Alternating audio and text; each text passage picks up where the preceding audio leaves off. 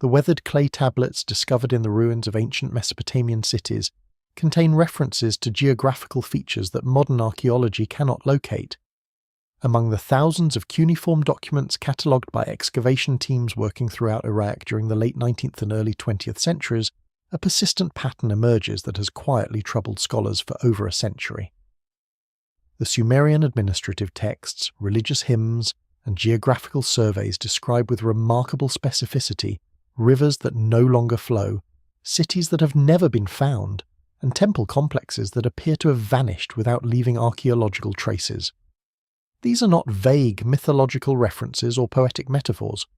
They are detailed administrative records that include precise measurements, navigational directions, tribute quantities, and architectural specifications for locations that conventional archaeology insists never existed or cannot explain. The geographical precision found in these tablets exceeds what should be possible for a civilization supposedly limited to local knowledge of southern Mesopotamia. Texts from Nippur dating to approximately 2400 BC describe waterways with specific distances measured in Sumerian units called dana, roughly equivalent to 10.8 kilometers, that trace routes through landscapes that bear no resemblance to any known ancient or modern geography of the region.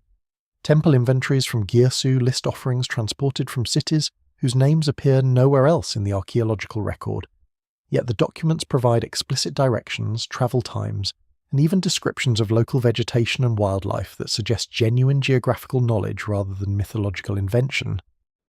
Most significantly, recent satellite archaeology and geological surveys have begun to detect traces of ancient waterways, settlement patterns, and landscape modifications in locations that correspond precisely with coordinates derived from Sumerian geographical texts, suggesting these impossible places may have been quite real.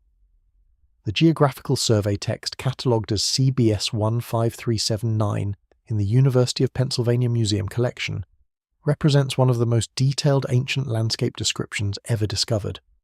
This tablet, excavated from the temple archive at Nippur during the 1893 expedition, led by John Punnett Peters, contains a systematic description of 17 distinct waterways that flowed through southern Mesopotamia during what the text identifies as the time before the great shifting of the waters. The document provides measurements in Sumerian dana units, with each waterway receiving specific notation regarding its width, depth, flow direction, and the settlements it connected. What makes this tablet particularly significant is not merely its geographical precision, but the fact that only 6 of the 17 waterways described can be matched to any known ancient or modern rivers and canals in the region. The remaining 11 exist only in this text and others like it, describing a hydrological landscape that bears little resemblance to the Mesopotamian geography familiar to modern archaeology. The tablet begins with what it calls the great channels of the life-giving waters, listing them in systematic order from north to south. The first waterway described is the Idnun Gal, translated as the Great Princely River, which the text locates as flowing from the distant mountains where the sun rises to the reed marshes of the southern sea. The measurements provided indicate a river of substantial size, with a width of 300 cubits at its widest point, approximately 137 meters in modern measurements. The text describes specific geological features along its course, including a place where the river splits around a mountain of black stone, and a location where hot springs feed into the main channel, causing the waters to steam during winter months. No known river in ancient or modern Mesopotamia matches this description. Equally puzzling is the river designated as Idku, the Sacred River, which the text places as running east to west across southern Mesopotamia, directly contradicting the north to south orientation of all known major waterways in the region. The administrative details provided are remarkably specific. The text indicates that barges carrying tribute from the eastern cities of Elam required 7 days to navigate from the river's source to its junction with the Euphrates, travelling at the standard rate of 10 dana per day, suggesting a total length of approximately 756 kilometres.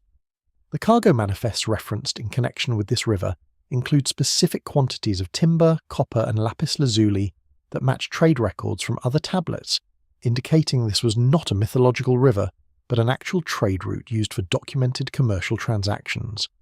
Recent satellite archaeology studies conducted by teams from the University of Chicago's Oriental Institute between 2012 and 2018 have provided intriguing support for the existence of these vanished waterways. Using synthetic aperture radar and multispectral imaging capable of detecting subsurface features, researchers identified linear anomalies in southern Iraq that correspond with remarkable precision to the courses described in CBS 15379.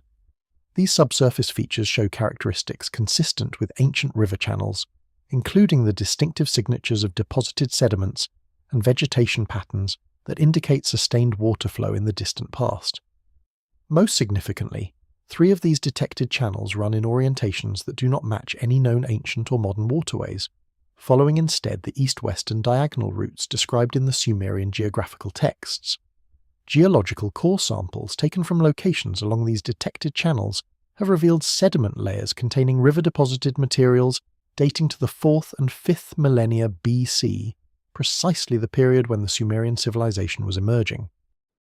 The sediments include pollen samples from plant species that require sustained freshwater environments, mineral deposits characteristic of river transport, and evidence of human activity along the ancient banks, including pottery fragments and worked stone tools. The cumulative evidence suggests that southern Mesopotamia supported a far more complex hydrological system during the early Sumerian period than previously understood, with multiple major waterways that subsequently disappeared due to geological shifts, climate changes, or deliberate human alteration of the landscape. The text of CBS 15379 becomes even more intriguing when it describes what caused these rivers to vanish. The concluding section of the tablet, badly damaged but partially reconstructible through comparison with parallel texts, references the great shifting of the waters that occurred when the earth shook and the heavens rained fire. This description has typically been dismissed as mythological embellishment, but recent geological studies have identified evidence of significant seismic activity in the Mesopotamian basin during the mid-3rd millennium BC, coinciding with the period when references to these additional waterways disappear from administrative records. Tectonic shifts could have dramatically altered groundwater tables, redirected surface flows, and transformed the entire hydrological landscape of the region within a relatively brief period. Administrative tablets from the 3rd millennium BC consistently describe Eridu as a major port city with extensive harbour facilities serving maritime trade throughout the Persian Gulf region. The texts from the Temple of Enki provide detailed specifications for dock construction, ship repair facilities, and customs collection points that indicate sophisticated port infrastructure. However, modern Eridu lies nearly 200 kilometers inland from the current Persian Gulf coastline, creating an apparently impossible contradiction between textual evidence and physical geography. The archaeological site of Tel Abu Shahrain, identified as ancient Eridu, sits in the middle of the Iraqi desert, surrounded by sand dunes and dry wadis, showing no trace of the extensive waterfront installations described in the cuneiform records. This geographical impossibility has led most scholars to conclude that the port references must be either metaphorical, referring to canal connections to the sea, or simply erroneous. However, detailed examination of the textual evidence reveals descriptions far too specific and technically precise to dismiss as religious metaphor or scribal error. Tablet W 20307 from the Vorderasiatische Museum in Berlin, dating to approximately 2400 BC, contains a harbour master's report that provides extraordinary detail about Eridu's maritime facilities. The document describes 4 separate dock complexes, each designated for specific types of vessels and cargo. The first dock, called the Quay of the Longships, accommodated seagoing vessels arriving from Dilmun and Magan with cargoes of copper, timber, and precious stones. The text specifies that this dock extended 300 cubits into the deep waters, approximately 137 metres, and was constructed of fired brick reinforced with bitumen to withstand the action of waves and tides.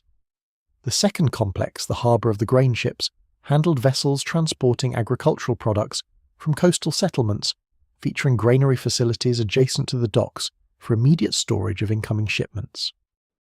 The third installation, designated the repair basin, provided facilities for ship maintenance including timber storage, pitch heating installations for hull sealing, and workshops for metalwork and rope making. The fourth complex, the customs quay, served as the official inspection and taxation point for all incoming maritime trade, with administrative buildings, weighing stations, and secure storage for high-value goods awaiting clearance. The architectural specifications provided in this and related texts demonstrate detailed knowledge of harbour engineering principles. The documents describe the use of stone breakwaters to create protected anchorage, the construction of seawalls using cut stone blocks weighing up to 5 tons each, and the installation of bronze mooring rings set into stone quays at precisely measured intervals. The texts reference tidal patterns, indicating knowledge of the approximately 3-metre tidal range characteristic of the northern Persian Gulf, and describe scheduling systems for loading and unloading operations coordinated with tidal cycles to facilitate ship movement. These are not vague poetic references to Eridu's sacred character, but practical operational documents describing actual harbour infrastructure and maritime commerce. The apparent impossibility of a major seaport 200 kilometres inland dissolves when geological and sea level data are properly considered. Research conducted by the Smithsonian Institution's Paleoclimate Programme and the University of Durham's Sea Level Research Unit has demonstrated that the Persian Gulf coastline has shifted dramatically over the past 6,000 years due to both eustatic sea level changes and massive sediment deposition by the Tigris and Euphrates rivers. During the 4th and 3rd millennia BC, global sea levels were approximately 1.5 to 3 metres higher than present levels due to residual ice melt from the last glacial period. Simultaneously, the head of the Persian Gulf extended significantly farther north than its current position, with geological evidence suggesting the ancient coastline reached to within 20 to 30 kilometres of the current location of Eridu during the period when the harbour texts were composed. More dramatically, sediment deposition rates in southern Mesopotamia are among the highest in the world, with the Tigris and Euphrates rivers depositing an estimated 40 to 60 million tonnes of sediment annually into the Persian Gulf basin. Over 4,000 years, this sustained deposition has extended the coastline southward by approximately 250 kilometres, completely transforming the geography of the region. Core samples taken from locations between modern Eridu and the current coastline reveal marine sediments and fossil assemblages characteristic of shallow coastal environments at depths corresponding to the 4th and 3rd millennium BC land surface, confirming that these now-inland areas were indeed coastal or shallow marine environments during the period when Eridu functioned as a port city. Archaeological evidence from Eridu itself supports the textual descriptions of maritime activity. Excavations conducted by the Iraqi Department of Antiquities between 1946 and 1949 uncovered large quantities of imported materials that could only have arrived via maritime trade routes, including timber species from the Indian subcontinent, copper from Oman, lapis lazuli from Afghanistan, and carnelian from the Indus Valley. The quantities involved far exceeded what could have been transported overland, indicating regular access to seagoing vessels. Even more significantly, excavations in the temple complex uncovered ship fittings, including bronze nails of types used in ancient ship construction, fragments of rope made from materials not native to Mesopotamia, and sealed storage jars bearing markings indicating maritime cargo. The distribution of these maritime-related artifacts corresponds closely with areas that the textual sources identify as harbour facilities, providing archaeological confirmation of the documentary evidence. The creation narrative preserved on tablets from the Library of Ashurbanipal at Nineveh describes the Garden of the Gods as being located at the conjunction of 4 great rivers, whose names and descriptions match closely with waterways mentioned in Sumerian administrative documents. The text provides specific details about the minerals carried by each river, the types of fish found in their waters, and the agricultural products grown along their banks. 3 of these rivers can be tentatively identified with known ancient waterways, but the 4th remains completely unlocated. This 4th river, called the Gihon in later Hebrew traditions but identified in earlier Sumerian sources as the Idigna Ku. The sacred flowing river is described as encompassing the whole land of Kush and flowing with waters that carry gold dust and precious stones. The geographical precision of these descriptions suggests they derive from actual observation rather than purely mythological invention, yet the location described matches no known ancient or modern river system. Tablet K 3454 from the British Museum collection provides the most detailed description of this elusive waterway. The text, written in Akkadian but clearly based on earlier Sumerian sources, describes the river as originating from a source beneath the mountain where the gods first descended, flowing eastward through lands rich in precious stones and aromatic resins, before turning southward to join the great waters of the Southern Sea. The journey from source to sea is described as requiring 30 days of travel for a heavily laden barge, suggesting a river of substantial length, approximately 1,000 kilometres if standard ancient travel rates are applied. The river's course is marked by distinctive landmarks, including a place where the waters flow over red stones and create a roaring sound, a location where hot springs mix with the cold river waters, and a region where the river divides around a great island covered with date palms and ruled by a people who speak in unknown tongues. The minerals described in connection with this river provide crucial clues to its possible identity. The text specifically mentions gold being found in the river sands, a characteristic that immediately suggests placer gold deposits formed by erosion of upstream gold-bearing geological formations. Additionally, the text describes stones of blue and green that are highly valued for ornamental purposes, likely referring to turquoise or malachite, both copper-related minerals. The combination of gold and copper minerals in the same drainage basin points to specific geological conditions found in mountainous regions with both gold and copper deposits. Most intriguingly, the text describes stones that shine like stars when polished, a characteristic that strongly suggests the presence of mica schist, or similar crystalline metamorphic rocks. Recent geological surveys of regions surrounding ancient Mesopotamia have identified one river system that matches these specific mineralogical descriptions with remarkable precision. The ancient course of the Karun River, which currently flows through southwestern Iran before joining the Tigris-Euphrates system, shows evidence of having followed a substantially different route during the 4th and 3rd millennia BC. Geological mapping conducted by the Iranian Geological Survey and international partners has traced paleo-channels indicating that the Karun once flowed through regions of the Zagros Mountains, known to contain both gold and copper deposits. Core samples from these ancient channels have revealed sediments containing gold particles, copper minerals, and the distinctive mica schists described in the cuneiform texts. More significantly, archaeological evidence suggests this ancient course of the Karun flowed through regions that later traditions identified with the land of Kush, not the African Kush of Egyptian sources, but a distinct region in western Iran known for its mineral wealth. Sumerian commercial documents reference trade with a region called Kush, located to the east, describing it as the source of precious stones and metals that arrived via river transport. The quantities of these materials recorded in temple inventories from cities throughout Mesopotamia indicate sustained large-scale trade that would have required major river transportation routes. The sudden disappearance of references to this eastern Kush from commercial documents during the late 3rd millennium BC coincides with geological evidence for dramatic changes in river courses throughout western Iran, possibly due to tectonic activity that redirected the Karun to its current path.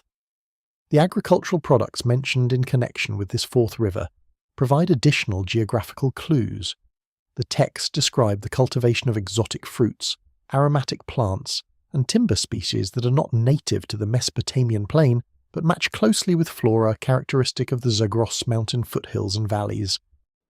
Specific mention is made of forests producing woods suitable for temple construction, orchards growing fruits with golden skins and sweet flesh, and fields producing grains with unusual properties. These agricultural descriptions correspond with the ecological zones found along the ancient course of the Karun, where elevation changes and diverse microclimates supported varied agricultural production. The fish species described as inhabiting this river include large specimens that migrate from the sea to spawn in the river's upper reaches, a behaviour characteristic of sturgeon species that historically inhabited the Persian Gulf and migrated into major river systems. The texts describe fishing operations that caught these fish during their spawning runs, using nets and weirs constructed at specific locations along the river. Archaeological sites in western Iran have yielded remains of ancient fishing installations constructed precisely as described in the cuneiform texts, including stone weir foundations and channel modifications designed to direct fish into catching areas. The sudden abandonment of these facilities during the late 3rd millennium BC corresponds with the period when textual references to this river cease, suggesting that changes in the river course eliminated the seasonal fish migrations that had supported these operations. Sumerian religious texts consistently reference a vast system of subterranean waters called the Abzu, typically translated as the primordial freshwater ocean beneath the earth. However, detailed examination of temple maintenance records and engineering texts reveals that the Abzu references may describe actual underground aquifer systems and water channels rather than purely mythological concepts. Tablet VAT 7851 from the Vorderasiatisches Museum contains engineering specifications for accessing these underground waters that demonstrate practical hydraulic knowledge rather than religious speculation. The document describes the construction of vertical shafts descending to depths of up to 40 cubits, approximately 18 meters, to reach water-bearing geological strata.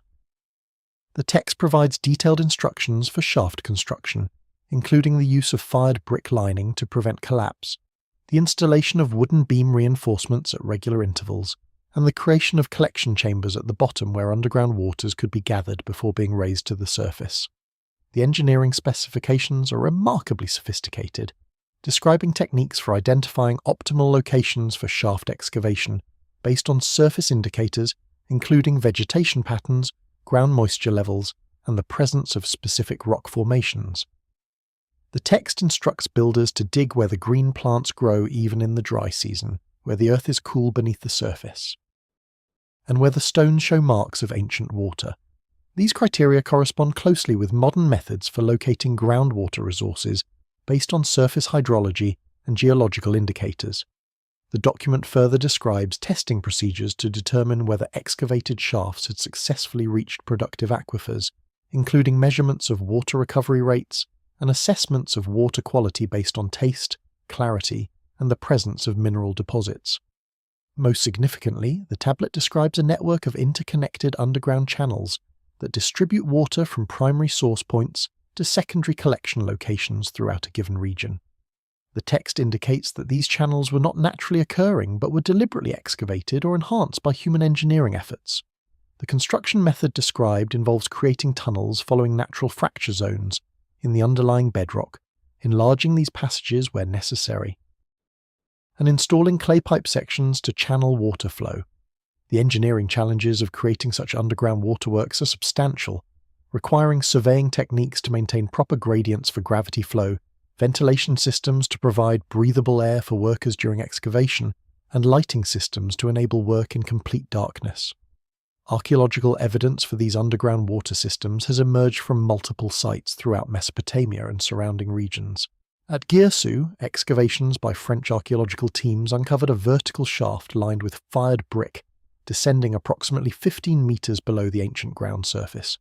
The shaft contained remains of wooden beam reinforcements exactly as described in the engineering texts, and connected at its base to a horizontal tunnel that extended at least 50 meters in the explored direction before becoming blocked by collapse. Chemical analysis of mineral deposits on the tunnel walls confirmed sustained water flow over an extended period, while ceramic pipes found within the tunnel matched types described in the maintenance records. Similar installations have been identified at Ur, Lagash, Uruk, and numerous smaller settlements throughout southern Mesopotamia. The consistency of construction techniques across these sites indicates they were built according to standardized engineering principles, suggesting the existence of specialized technical knowledge transmitted through formal training programs. The scale of these underground waterworks is remarkable, with some systems incorporating dozens of vertical access shafts connected by tunnel networks extending for several kilometers. The labor investment required for such construction would have been enormous. Yet the texts indicate these systems were essential for ensuring reliable water supplies during dry seasons and drought periods, when surface water sources became insufficient for urban populations. The term Abzu takes on new meaning when understood as referring to these extensive underground hydraulic systems rather than a mythological primordial ocean. Temple archives describe the Abzu as the source of life-giving waters that sustained cities even when the sky withheld rain and the rivers ran low. Administrative documents record the allocation of labor teams for Abzu maintenance, the assignment of water rights from specific Abzu access points, and disputes over the construction of new shafts that might diminish water availability at existing installations. These practical concerns reflect real engineering and resource management challenges rather than theological abstractions. The religious significance attributed to the Abzu in Sumerian theology may have derived from the literal life-sustaining importance of these underground water systems. The god Enki, identified as Lord of the Abzu, was specifically associated with wisdom, engineering knowledge, and the crafts of civilization, precisely the attributes necessary for designing and maintaining complex hydraulic infrastructure. Temple texts describe Enki as dwelling in the depths of the Abzu, which may reflect the presence of temple officials and engineers who worked in the underground installations, supervising water collection and distribution operations. The sacred character attributed to these sites would naturally follow from their crucial importance to urban survival. Sumerian commercial records spanning over a millennium describe extensive trade relationships with a prosperous city-state called Dilmun, identified as a major trading partner that supplied precious woods, copper, precious stones, and exotic goods. The texts provide detailed sailing directions, journey times, and descriptions of harbours and landmarks that should enable precise geographical identification.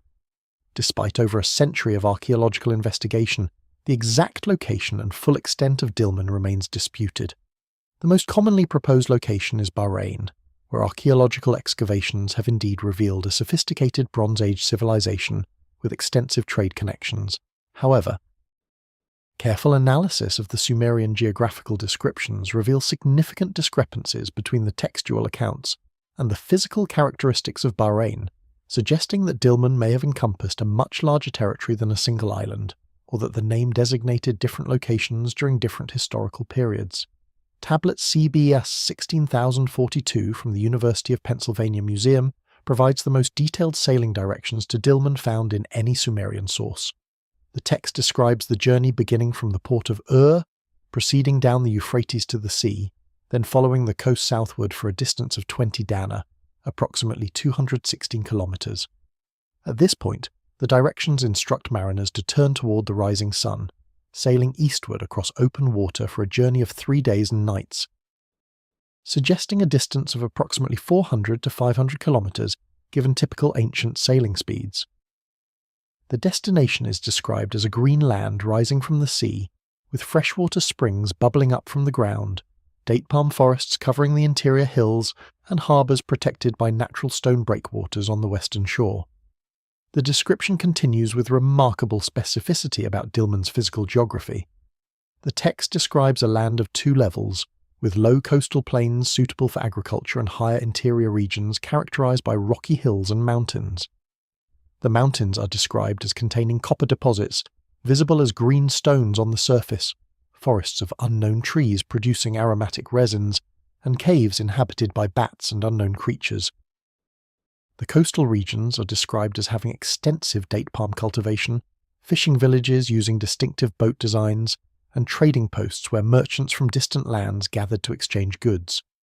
The total extent of Dilmun is described as requiring 7 days to traverse from its northern to southern extremity, suggesting a landmass of substantial size rather than a small island. Archaeological and geological evidence suggests that the geographical entity known as Dilmun may have encompassed a much larger region than modern Bahrain alone. During the 3rd millennium BC, sea levels in the Persian Gulf were higher than present, potentially connecting Bahrain to the Arabian mainland, or creating an archipelago of islands where now there is only shallow water and the modern Bahrain island. Underwater archaeological surveys conducted between 2005 and 2015 have detected structural remains on the seafloor between Bahrain and the Saudi Arabian coast, including what appear to be the remains of settlements, harbours, and causeway constructions now submerged beneath 3 to 8 meters of water. These discoveries suggest that ancient Dilmun may have included territories that are now underwater, substantially expanding the geographical area historically associated with this trading civilization. The copper sources described in the Dilmun texts present another geographical puzzle that challenges the simple Bahrain identification. Geological surveys of Bahrain have found no significant copper deposits, yet Sumerian commercial records document massive copper imports from Dilmun over many centuries. The quantities involved are substantial, with some texts recording individual shipments of 10 talents of copper, approximately 300 kilograms, and annual tribute requirements measured in hundreds of talents. Archaeological excavations on Bahrain have uncovered evidence of copper smelting and working, including slag heaps, crucible fragments, and copper artifacts, but the raw ore must have originated elsewhere. The Sumerian texts describing copper mountains in Dilmun likely refer to sources located in Oman, where the Hajar Mountains contain extensive ancient copper mining sites that show evidence of intensive exploitation during the Bronze Age.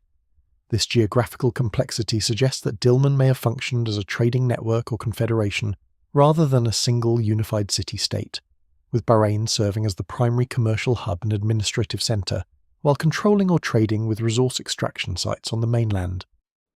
Sumerian administrative texts support this interpretation by referencing multiple settlements and districts within Dilmun, each associated with specific products or trading specializations.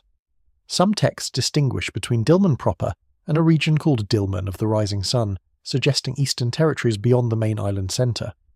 Other documents reference the datelands of Dilmun, the copperlands of Dilmun, and the timberlands of Dilmun, indicating geographically distinct resource zones all falling under the Dilmun commercial system. The freshwater springs described in multiple Sumerian texts as one of Dilmun's most distinctive features provide another clue to the location's extent. Modern Bahrain is indeed notable for its artesian springs, where freshwater emerges from underground aquifers, both on land and as underwater springs in the shallow coastal waters. However, similar spring systems exist along the eastern Arabian coast from Kuwait to Oman, creating a chain of freshwater sources that would have been invaluable for maritime trade and settlement. Ancient mariners following the coastal trade routes would have known these spring locations intimately, using them as reliable water sources during long voyages. The Sumerian descriptions of Dilmun's waters may therefore refer not just to Bahrain, but to this entire coastal region, characterized by artesian spring systems that provided the freshwater resources essential for sustaining permanent settlements in an otherwise arid environment. The temple hymns from the Ur-3 period describe a massive ziggurat complex dedicated to the goddess Ninhursag at a location called Bad Tibira, identified in the Sumerian king list as one of the 5 cities that existed before the Great Flood. The architectural descriptions provide extraordinary detail about the structure's dimensions, the types of baked brick used in construction, and the precious metals incorporated into its decoration. Archaeological surveys have identified a possible location for Bad Tibira at the site of Tel al-Medina in southern Iraq, but excavations conducted there have revealed settlement remains that show no trace of the monumental architecture described in the ancient texts. This absence presents a perplexing mystery, as the textual evidence for Bad Tibira's ziggurat is both abundant and remarkably specific, coming from multiple independent sources spanning several centuries of Sumerian civilization.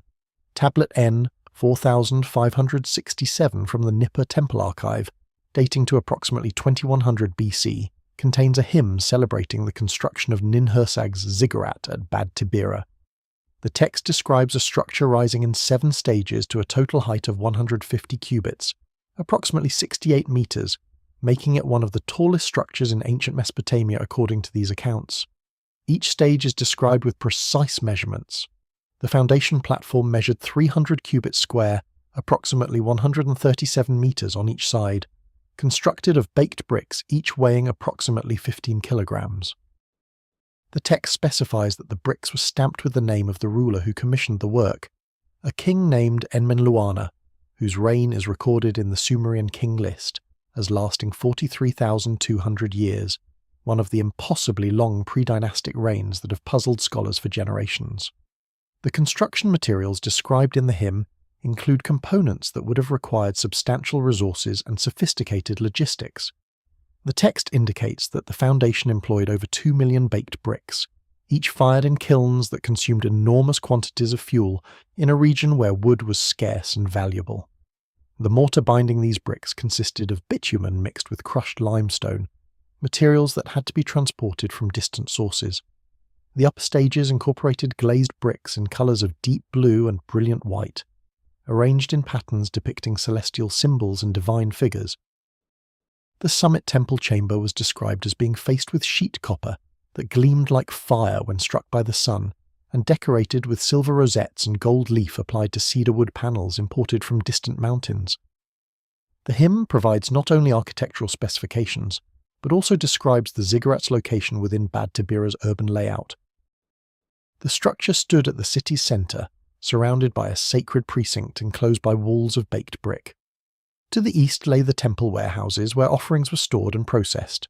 To the west stood the residential quarters of the priesthood, described as containing over 300 individual dwellings arranged in regular blocks. To the north lay the administrative complex where temple scribes maintained records of agricultural production, tribute collection, and ritual observances. To the south extended the sacred garden of Ninhursag, described as containing exotic plants and trees cultivated in soil, transported from the goddess's mythical homeland in the mountains.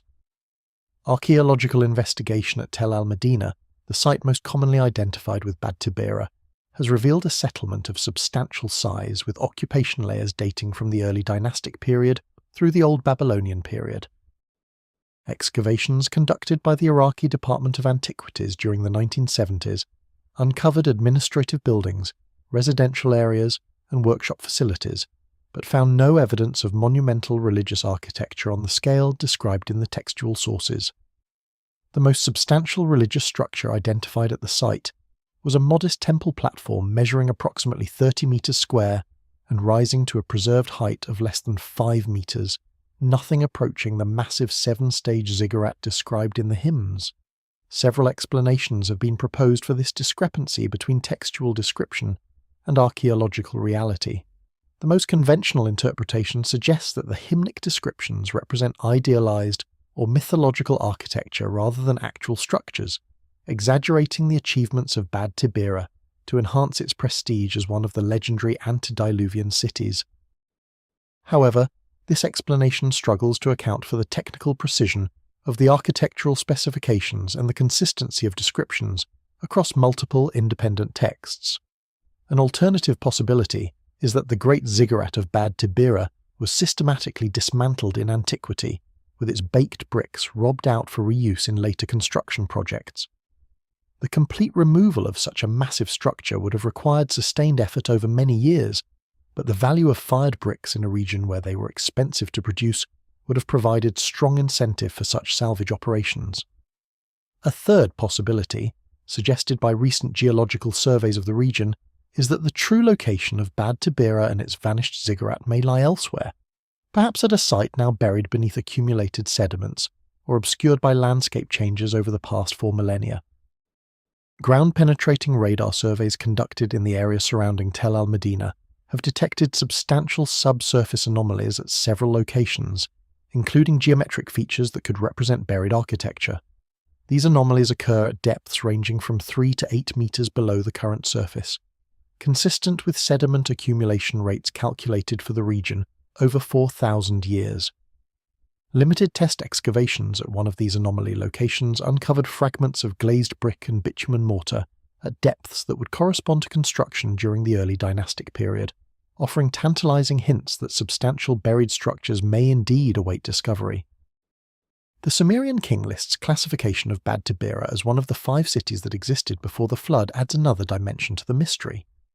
If Bad Tibira's great ziggurat was destroyed or buried during the catastrophic flooding event described in Mesopotamian flood narratives, this could explain why later occupation at the site shows no trace of the earlier monumental architecture. Geological evidence from southern Mesopotamia confirms that extensive flooding occurred during the late 4th and early 3rd millennia BC, with flood deposits identified at multiple archaeological sites corresponding to this period. A flood of sufficient magnitude to destroy or bury a massive ziggurat would have fundamentally transformed the regional landscape, potentially making the original Bad Tibira difficult to locate using later settlement patterns as guides. Administrative texts from multiple Sumerian cities describe pilgrimage routes to sacred mountain sites in the northern regions beyond Mesopotamian political control. These texts provide detailed itineraries including stopping points, travel times, and descriptions of geological features encountered along the journey. The destinations described include mountain complexes with temple installations carved directly into living rock, featuring architectural elements that the texts indicate were not of human construction. The most detailed account appears in tablet CBS 12,893 from the University of Pennsylvania collection, dating to approximately 1900 BC, but clearly copying from earlier sources based on linguistic and orthographic features. This document describes a pilgrimage route from Nippur to a sacred mountain called Mount Mashu, identified in other texts as the dwelling place of divine beings, and the location where the sun rises each morning. The itinerary begins with a 10-day journey northward from Nippur to the city of Asher, following the Tigris River through well-settled agricultural lands. From Asher, the route continues northward for another 7 days to reach the foothills of the Zagros Mountains, entering a region described as being controlled by mountain peoples who speak a different language than the Mesopotamian lowlanders. The text indicates that pilgrims required special permission and guides provided by local rulers to continue beyond this point, suggesting that the sacred mountain sites lay in territories outside direct Sumerian political authority. The journey from the mountain foothills to the sacred sites required an additional 12 days of difficult travel through increasingly rugged terrain, following narrow valleys between towering peaks, crossing swift rivers on wooden bridges, and climbing steep paths that required abandoning wheeled vehicles in favour of pack animals. The description of the destination is remarkably specific. The text describes arriving at a valley where 2 rivers converge, with Mount Mashu rising on the western side, its twin peaks reaching toward the heavens. The mountain face is described as showing the marks of divine construction, with massive carved doorways leading into the interior, chambers cut from living rock with walls smooth as polished stone, and passages descending deep into the earth. The entrance is described as being guarded by beings with the bodies of lions and the faces of humans, though whether these were statues or living guardians, the text does not clearly specify. Inside the mountain, pilgrims encountered chambers decorated with scenes of celestial events, astronomical observations and divine councils, rendered in techniques that the text indicates involved inlaying different coloured stones into the rock walls to create detailed images. The astronomical elements described in connection with these mountain temples are particularly intriguing. The text indicates that the main chamber was oriented such that sunlight entered through a carefully positioned opening on the day of the summer solstice, illuminating a specific point on the rear wall where a star-shaped design marked the location of the greatest holiness. Additional chambers were oriented to capture light during the spring and autumn equinoxes, and a series of smaller chambers along a descending passage were positioned to receive moonlight during specific lunar phases. The precision required for such astronomical alignments demonstrates sophisticated understanding of celestial mechanics and the mathematical ability to calculate solar and lunar positions throughout the year. Archaeological surveys in the Zagros Mountains and the Taurus Mountains of southeastern Turkey have identified several cave complexes and rock-cut installations that may correspond to the sacred mountain sites described in these pilgrimage texts. The most promising candidate is the site of Shanidar Cave in northern Iraq, where excavations have revealed evidence of ritual activities extending back thousands of years. The cave contains carved chambers and passages that show evidence of deliberate architectural modification, including walls smoothed beyond what natural processes would produce, and chambers with geometric regularity suggesting intentional excavation.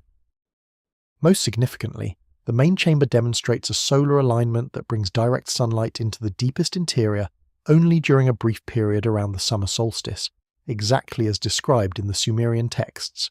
Another candidate location is the complex of chambers discovered at Karaftu Caves in western Iran, where extensive rock-cut architecture includes multiple levels of chambers connected by carved stairways and passages. The site contains carved reliefs depicting celestial symbols, astronomical diagrams, and scenes that may represent divine or ritual activities.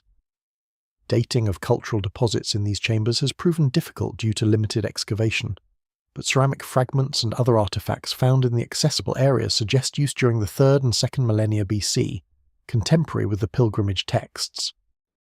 The orientation of certain chambers aligns with equinox sunrise positions, supporting the connection to the astronomical observations described in Sumerian sources.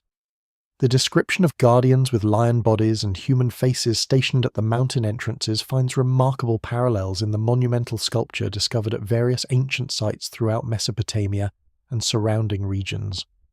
Lamassu figures, the colossal winged bulls or lions with human heads that guarded palace and temple entrances, appear to represent a standardized iconographic tradition depicting protective beings stationed at the boundaries between human and divine realms.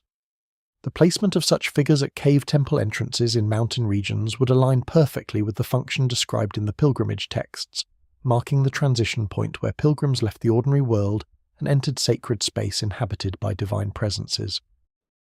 The texts describing these mountain temples consistently emphasize that the architectural elements were not of human construction, but represented the work of divine beings from ancient times. While this attribution could be dismissed as religious reverence, the engineering sophistication demonstrated in the surviving rock-cut complexes suggests that whoever created them possessed advanced technical capabilities. The precision of the astronomical alignments required accurate instruments for measuring angles and positions, mathematical knowledge for calculating solar and lunar movements, and engineering skills for translating these calculations into physical architectural features. The smooth stone cutting in the chamber walls and passages demonstrates mastery of techniques for working hard rock, capabilities that required specialized tools and accumulated expertise.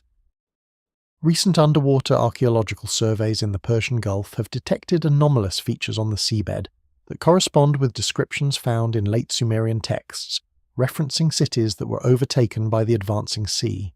Sonar mapping conducted between 2010 and 2015 has revealed geometric formations at depths ranging from 15 to 40 meters below current sea level that show characteristics consistent with artificial construction. The surveys employed multi-beam sonar systems capable of creating detailed three-dimensional maps of the seafloor, revealing features that natural geological processes cannot easily explain.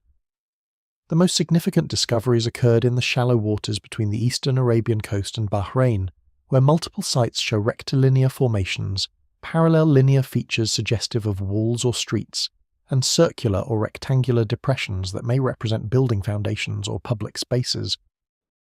The textual references to drowned cities appear in late Sumerian lamentations dating to the end of the Earthly period, around 2000 BC. These texts describe coastal settlements being abandoned as the waters of the sea advanced inland, forcing populations to retreat to higher ground. Tablet N 3721 from the Nippur archive contains a lamentation for the city of Kuara, described as a prosperous fishing and trading settlement that was overcome by the rising waters. The text provides geographical details locating Kuara on the coast of the Southern Sea, 7 days' journey south from at a location where a river of sweet water meets the salt water of the Gulf.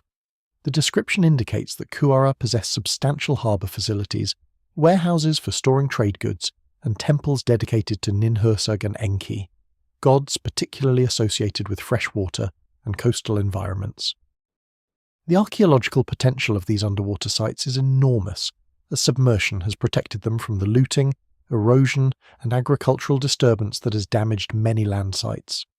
Underwater environments can preserve organic materials, architectural details, and artifact assemblages that would deteriorate rapidly in terrestrial contexts. However, the depths at which these features occur and the often poor underwater visibility in the Persian Gulf have limited detailed investigation. Remote-operated vehicle surveys conducted at several locations have captured video imagery, showing what appear to be worked stone blocks, linear arrangements of materials suggesting foundations, and debris fields containing ceramic and other artifacts. The most extensively surveyed underwater site lies approximately 40 kilometers northeast of modern Bahrain at a depth of 22 meters. Sonar mapping has revealed a site covering approximately 8 hectares, with a central area showing a regular grid pattern suggestive of planned urban layout. Linear features running in perpendicular directions create rectangular blocks, measuring approximately 30 to 50 meters on each side, consistent with ancient urban planning principles documented at terrestrial Mesopotamian sites. At the northern edge of the mapped area, a curved linear feature extending for over 200 meters may represent a harbour breakwater or defensive wall. Ceramic fragments recovered from the site's surface include pieces that specialists have dated to the late 3rd millennium BC based on fabric characteristics and decorative motifs, confirming occupation during the period when Sumerian texts reference coastal settlements. Sea level reconstructions based on geological and climatic data demonstrate that the coastline of the Persian Gulf has changed dramatically over the past 6,000 years. During the mid-Holocene thermal maximum, approximately 6,000 to 5,000 years ago, global sea levels were 1 to 2 meters higher than present, flooding low-lying coastal areas and creating coastlines substantially different from modern configurations. Subsequently, sea levels have fluctuated in response to climatic variations, periods of glacial expansion and retreat, and local subsidence or uplift due to tectonic processes. The combined effects have created a complex history of coastal change, with some areas experiencing net submersion while others show relative emergence. In the Persian Gulf specifically, the interaction between eustatic sea level changes and massive sediment deposition creates particularly complex coastal evolution. While global sea levels have generally declined slightly from the mid-Holocene maximum, the northern Persian Gulf has experienced significant sediment deposition from the Tigris and Euphrates rivers, extending the delta and moving the coastline southward. However, this process has not been uniform across the entire Gulf. Areas distant from major sediment sources, particularly along the eastern Arabian coast, have experienced net submersion as regional subsidence and sea level effects have outweighed sediment accumulation. The underwater sites detected by recent surveys occur precisely in these areas of net submersion, where settlements established during periods of lower sea levels would have been gradually flooded as waters rose. The Sumerian lamentations describing the abandonment of coastal cities provide emotional context for these processes of environmental change. The texts describe populations forced to leave ancestral homes, temples abandoned to the waves, and the grief of communities displaced by forces beyond their control. While these laments use poetic language and religious imagery, they appear to preserve genuine historical memories of climatic and environmental changes that fundamentally altered the geography of settlement in the Persian Gulf region. The archaeological confirmation of extensive underwater features in locations matching the textual descriptions validates these memories and suggests that Sumerian literature preserves more historical accuracy than often credited. The potential significance of these drowned cities extends beyond mere archaeological curiosity.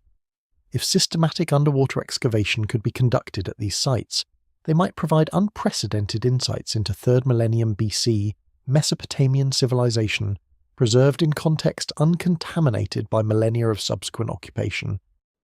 The waterlogged conditions may have preserved organic materials including wooden architecture, textiles, basketry, and botanical remains that almost never survive at terrestrial sites. Architectural features might remain intact rather than having been robbed out for building materials. Artifact assemblages could represent primary deposits reflecting actual patterns of use rather than disturbed secondary contexts. The scientific value of such pristine archaeological deposits would be immeasurable for understanding the daily life, economic activities, social organization, and material culture of ancient Mesopotamian coastal communities. Sumerian trade records extensively document copper imports from a region called Magan, described as mountainous territory rich in copper deposits. The texts provide remarkable detail about mining operations, smelting facilities, and the specific characteristics of Magan copper that made it particularly valuable for bronze production. The quantities of copper recorded in these trade documents indicate industrial-scale mining operations that should have left substantial archaeological evidence. Tablet BM 78,941 from the British Museum, dating to approximately 2200 BC, records a single shipment of copper from Magan weighing 300 talents, equivalent to approximately 9,000 kilograms. This massive quantity represents the cargo capacity of multiple ships and the output of extensive mining and smelting operations sustained over months or years. The geographical identification of Magan has been debated among scholars, but the consensus view places it in the region of modern Oman and the United Arab Emirates, where the Hajar Mountains contain substantial copper deposits that show evidence of ancient exploitation. Archaeological surveys conducted throughout the Hajar Mountains have identified over 200 ancient copper mining sites, with dates ranging from the 4th millennium BC through the Islamic period. The most intensive period of exploitation occurred during the 3rd millennium BC, precisely when Sumerian texts record the greatest volumes of copper imports from Magan. The correlation between textual evidence and archaeological remains strongly supports the Oman identification for ancient Magan. The mining sites in Oman demonstrate sophisticated understanding of ore geology and extraction techniques. The ancient miners followed copper-bearing veins through the mountain bedrock, excavating shafts and galleries that extended hundreds of meters into the rock. The mine entrances show evidence of fire-setting techniques, where wood fires were built against the rock face to heat it, then doused with water to create thermal shock that fractured the stone and facilitated excavation. Inside the mines, stone hammers and copper or bronze chisels were used to break up the ore-bearing rock, which was then transported to the surface in baskets or leather bags. The scale of these operations is evident in the vast quantities of mining waste, or gang, that remains at the sites. At some locations, tailings heaps cover several hectares and contain millions of tons of discarded rock, representing the extraction of proportionally massive quantities of copper ore. The smelting sites associated with these mines reveal equally sophisticated metallurgical knowledge. The copper ore required heating to temperatures exceeding 1000 degrees Celsius to extract metallic copper from the mineral matrix. Ancient smelters achieved these temperatures using charcoal fuel and forced air draft provided by ceramic blowpipes or primitive bellows. Archaeological excavations at smelting sites have uncovered the remains of furnaces, slag heaps containing the waste products of smelting, and fragments of ceramic crucibles used for melting and refining the copper. Chemical analysis of slag samples has revealed that the ancient metallurgists understood principles of flux addition, using iron oxide minerals to lower the melting point of the ore and improve metal recovery rates. The characteristics of Magan copper mentioned in Sumerian texts include references to its purity, its distinctive reddish colour, and its superior working properties for bronze production. These textual descriptions align closely with the chemical composition of copper from Omani ores, which contain relatively low levels of impurities compared to copper from other ancient sources. Trace element analysis of copper artifacts from Mesopotamian sites has identified chemical signatures characteristic of Omani copper, confirming that substantial quantities of metal from these sources reached Sumerian cities. The bronze produced using this high-quality copper demonstrated superior strength and working properties compared to bronze made with impure copper, explaining the premium value placed on Magan copper in commercial documents. The logistics of copper transportation from Oman to Mesopotamia required sophisticated maritime capabilities. The journey involved sailing from Omani ports across approximately 1,200 kilometers of open ocean and shallow Gulf waters to reach the ports of southern Mesopotamia. The texts describe copper being transported in the form of ingots, typically weighing between 15 and 20 kilograms each, which could be efficiently stacked in ship holds and accurately counted for commercial accounting purposes. The ships employed for this trade required substantial cargo capacity, reliable construction to withstand ocean conditions, and experienced crews familiar with Gulf navigation. Archaeological discoveries of ancient ship remains at sites in Oman and the Persian Gulf have revealed vessels of 20 to 30 meters in length, constructed using sewn plank techniques, where wooden planks were literally sewn together with coconut fiber cordage rather than being nailed or pegged. The commercial organization of the Magan copper trade reveals the economic sophistication of 3rd millennium BC Mesopotamian civilization. Temple archives contain detailed accounts tracking copper shipments, including the names of merchants who organized the voyages, the quantities of copper received, the prices paid in silver or grain equivalents, and the distribution of copper to craftsmen and workshops.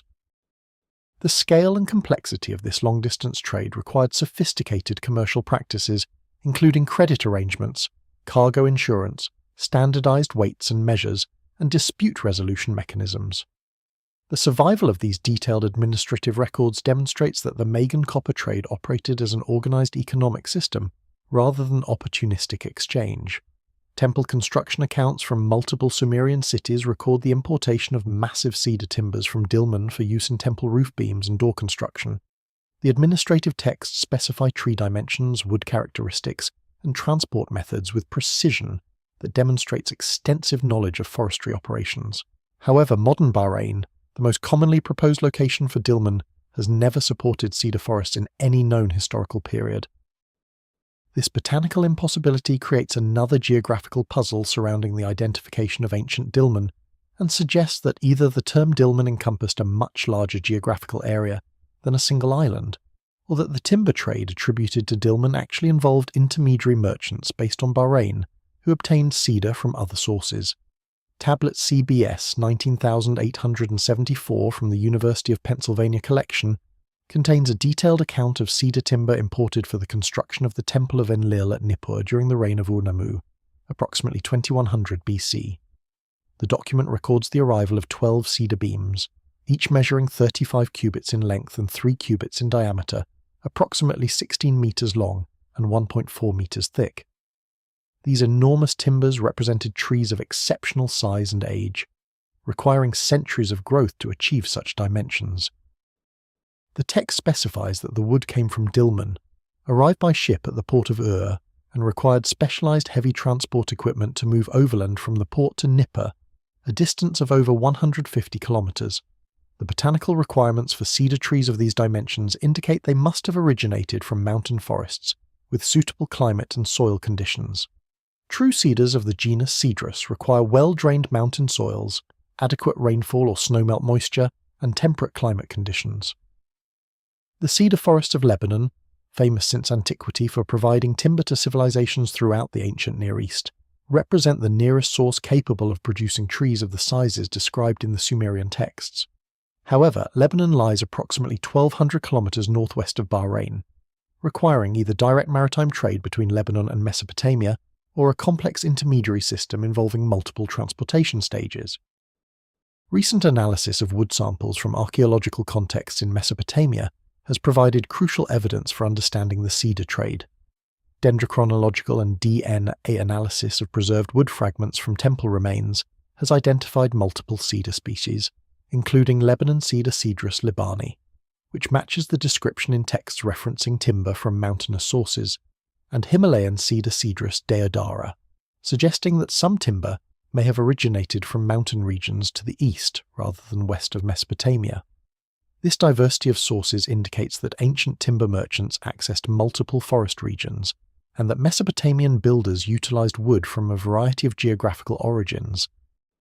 The commercial organization of the cedar trade raises questions about Dilmun's role in these transactions. If Bahrain lacked native cedar forests, how did cedar timber come to be associated with Dilmun in Sumerian records? The most plausible explanation is that Dilmun functioned as a major commercial hub where merchants from various regions gathered to trade goods, with Dilmun-based merchants serving as intermediaries in transactions involving goods that originated elsewhere. This intermediary role would explain how products like cedar timber, which could not have been produced locally, came to be identified in texts as Dilmun goods. The commercial model would have involved Dilmun merchants either travelling to timber source regions to purchase and transport cedar to Bahrain for resale, or negotiating with merchants from timber-producing regions who brought their goods to Dilmun's markets. The transport logistics for moving massive cedar beams from mountain forest to Mesopotamian building sites involved multiple stages and specialized equipment. The trees were felled in mountain forests using copper or bronze axes, trimmed of branches, and transported to coastal ports. In mountainous terrain, this transport likely involved dragging timbers along prepared tracks, or floating them down rivers to reach the sea. At coastal ports, the beams were loaded onto ships for maritime transport to the Persian Gulf. The ships required specialized construction to accommodate timbers 15 to 20 meters in length, possibly carrying them lashed alongside the hull if they exceeded the vessel's internal cargo capacity. Upon arrival at Mesopotamian ports, the timbers were unloaded and transported overland to their final destinations, using sledges, rollers, and teams of workers or draft animals. The value placed on cedar timber in Mesopotamian construction reflects both its superior material properties and the difficulty of obtaining it. Cedar wood possesses natural resistance to decay and insect damage, making it ideal for structural applications where longevity was essential. The wood's straight grain and workability facilitated precise carpentry, crucial for architectural elements requiring exact dimensions and tight fits. The aromatic resins in cedar wood provided an additional valued characteristic, with temple interiors filled with the distinctive pleasant scent of cedar. The combination of practical properties and aesthetic qualities made cedar the preferred material for the most important architectural elements in major temples, despite the enormous expense and effort required to import it from distant sources. Archaeological survey work combined with cuneiform administrative texts has revealed that ancient Mesopotamia supported a canal network far more extensive and sophisticated than previously understood. Administrative tablets from the Earthly period describe canal systems with precise measurements, flow rates, and maintenance schedules that indicate engineering capabilities exceeding what conventional models attribute to ancient hydraulic technology. The scale of this infrastructure becomes apparent when examining tablet documents that catalogue canal maintenance obligations assigned to individual cities and districts throughout the Sumerian heartland. These texts reveal a coordinated regional system rather than isolated local projects, suggesting centralised planning and engineering oversight that managed water resources across hundreds of kilometres. Tablet Asham 1924-312 from the Ashmolean Museum at Oxford, dating to approximately 2050 BC during the reign of Shulgi-Vur, contains a comprehensive survey of canals in the region surrounding the city of Umma. The document lists 47 distinct named canals, providing for each the length measured in rods, the width at the water surface, the depth from surface to bottom, and the gradient expressed as a change in elevation over distance. The precision of these measurements indicates systematic surveying using standardized techniques and instruments. The total length of canals described in this single document exceeds 800 kilometers, representing an enormous investment in excavation, maintenance, and operational management. The engineering specifications preserved in these texts demonstrate sophisticated understanding of hydraulic principles that were not officially recognized until the development of modern civil engineering. The canal gradients described in the administrative documents show careful calculation to maintain water flow velocities that prevented both stagnation and erosion. Canals designed for irrigation typically showed gradients between 1 in 5,000 and 1 in 3,000, generating flow speeds sufficient to prevent sediment accumulation, while avoiding erosive velocities that would damage canal banks. Canals intended primarily for transportation featured gentler gradients that created slower, more easily navigable currents. The differentiation between these canal types and the precision of their construction gradients indicate that Sumerian engineers possessed quantitative understanding of the relationships between gradient, flow velocity, and channel stability. The most remarkable feature of the Mesopotamian canal system revealed through combined textual and archaeological analysis is the existence of canal junctions where multiple waterways converged, creating complex hydraulic management challenges. Tablet CBS 14723 describes a junction point near the city of Adab, where 4 major canals intersected, requiring sophisticated control structures to regulate water distribution among the different channels.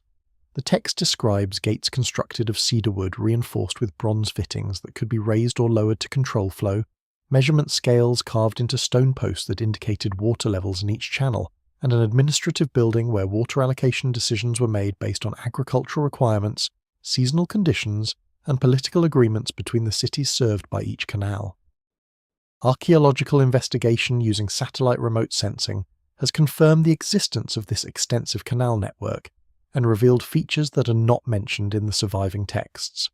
Corona satellite imagery declassified in the 1990s, combined with more recent multispectral and synthetic aperture radar data, has enabled identification of canal traces across southern Iraq that would be invisible to ground-level observation due to landscape changes over 4 millennia. These ancient canals appear in satellite imagery as linear features distinguished by soil moisture differences, vegetation patterns, and subtle topographic relief caused by the differential compaction of canal fill sediments compared to surrounding undisturbed soils. Analysis of these satellite-detected canal traces reveals an even more extensive network than the textual sources document, with many minor canals and secondary channels that apparently were too numerous or insignificant to merit inclusion in administrative records. The total extent of the detectable canal system in southern Mesopotamia exceeds 3,000 kilometers, creating a network density comparable to modern irrigation systems serving similar geographical areas. The engineering effort required to create this infrastructure staggers the imagination.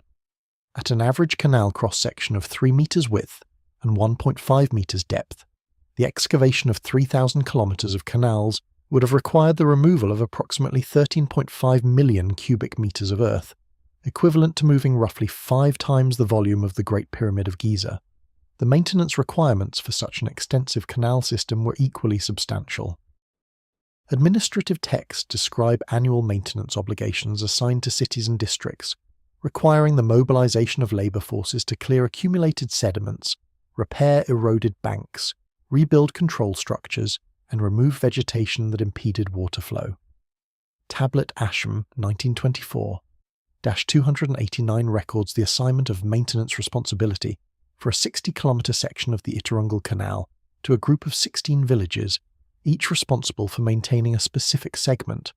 The text specifies that maintenance work was to be completed during the dry season, months before the spring floods, with inspectors appointed to verify that each village had fulfilled its obligations. The operational management of this canal system required sophisticated administrative coordination to allocate water resources among competing demands from different cities and agricultural districts. During periods of low river flow, decisions had to be made regarding priority allocation, balancing agricultural irrigation needs against urban water supply, navigation requirements, and obligations to downstream users. The texts reveal that these allocation decisions were made through a hierarchical system involving local water officials who managed individual canals, regional administrators who coordinated multiple canal systems, and ultimately royal authority that resolved disputes and established general policies. The complexity of this administrative structure indicates that effective water management was recognized as essential to state functioning and received correspondingly high-level political attention. The eventual collapse of this sophisticated canal system during the late 3rd and early 2nd millennia BC contributed to the decline of Sumerian civilization.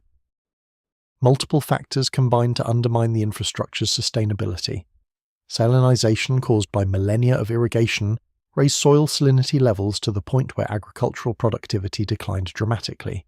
Sedimentation reduced canal capacity and required ever-increasing maintenance efforts. Political fragmentation following the collapse of the Earth state weakened the centralized coordination necessary for maintaining such an extensive system. The cumulative effect was a cascading failure where reduced maintenance led to declining water availability, which reduced agricultural output, which reduced the economic surplus necessary to fund maintenance, creating a destructive spiral. The satellite imagery that reveals the ancient canal traces also documents the abandonment. As former agricultural areas surrounding the canals reverted to desert when water supplies failed, excavations at Eridu conducted by the Iraqi Department of Antiquities between 1946 and 1949 uncovered architectural remains that extended far deeper than expected, revealing construction levels that predated the earliest known Sumerian civilization by millennia. The deepest levels contained foundation structures constructed using techniques that differed substantially from all later building methods, with massive stone blocks showing precision fitting that required advanced stone-cutting capabilities. The excavations, led by Iraqi archaeologist Fuad Safar with Seton Lloyd serving as technical advisor, initially aimed to explore the temple complex dedicated to Enki, the Sumerian god of wisdom and subterranean waters. However, as excavation proceeded downward through successive building levels, each representing a reconstruction of the temple on the ruins of earlier versions, the team encountered increasingly ancient and anomalous architectural remains. The standard archaeological interpretation of Mesopotamian temple construction involves continuous rebuilding on the same sacred spot, with each generation constructing a new temple directly atop the levelled remains of its predecessor. This pattern creates tells, the characteristic mounds of accumulated occupation debris that mark ancient settlement sites throughout the Near East. At Eridu, the excavators identified 18 distinct building levels in the temple area, with the uppermost levels dating to the early dynastic period around 2700 BC and lower levels extending back into the Ubaid period of the 5th millennium BC. This sequence alone represents over 2,000 years of continuous occupation and rebuilding, making Eridu one of the longest occupied sacred sites in Mesopotamia. However, the deepest levels revealed at Eridu presented features that challenged this conventional understanding.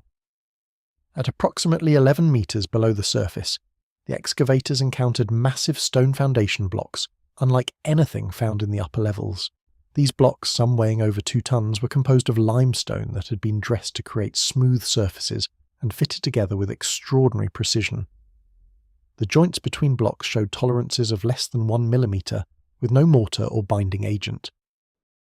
Relying entirely on precise cutting and gravitational force to maintain stability, this construction technique contrasts sharply with the mud brick architecture that characterized all later building phases at Eridu, and indeed all conventional Sumerian construction.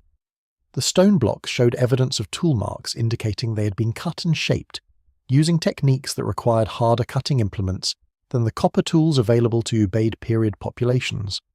The marks on the stone surfaces showed characteristics consistent with either very hard bronze tools, which would require metallurgical capabilities more advanced than documented for the period, or potentially even harder materials like iron or steel, which were not supposed to be available in Mesopotamia for another 2,000 years.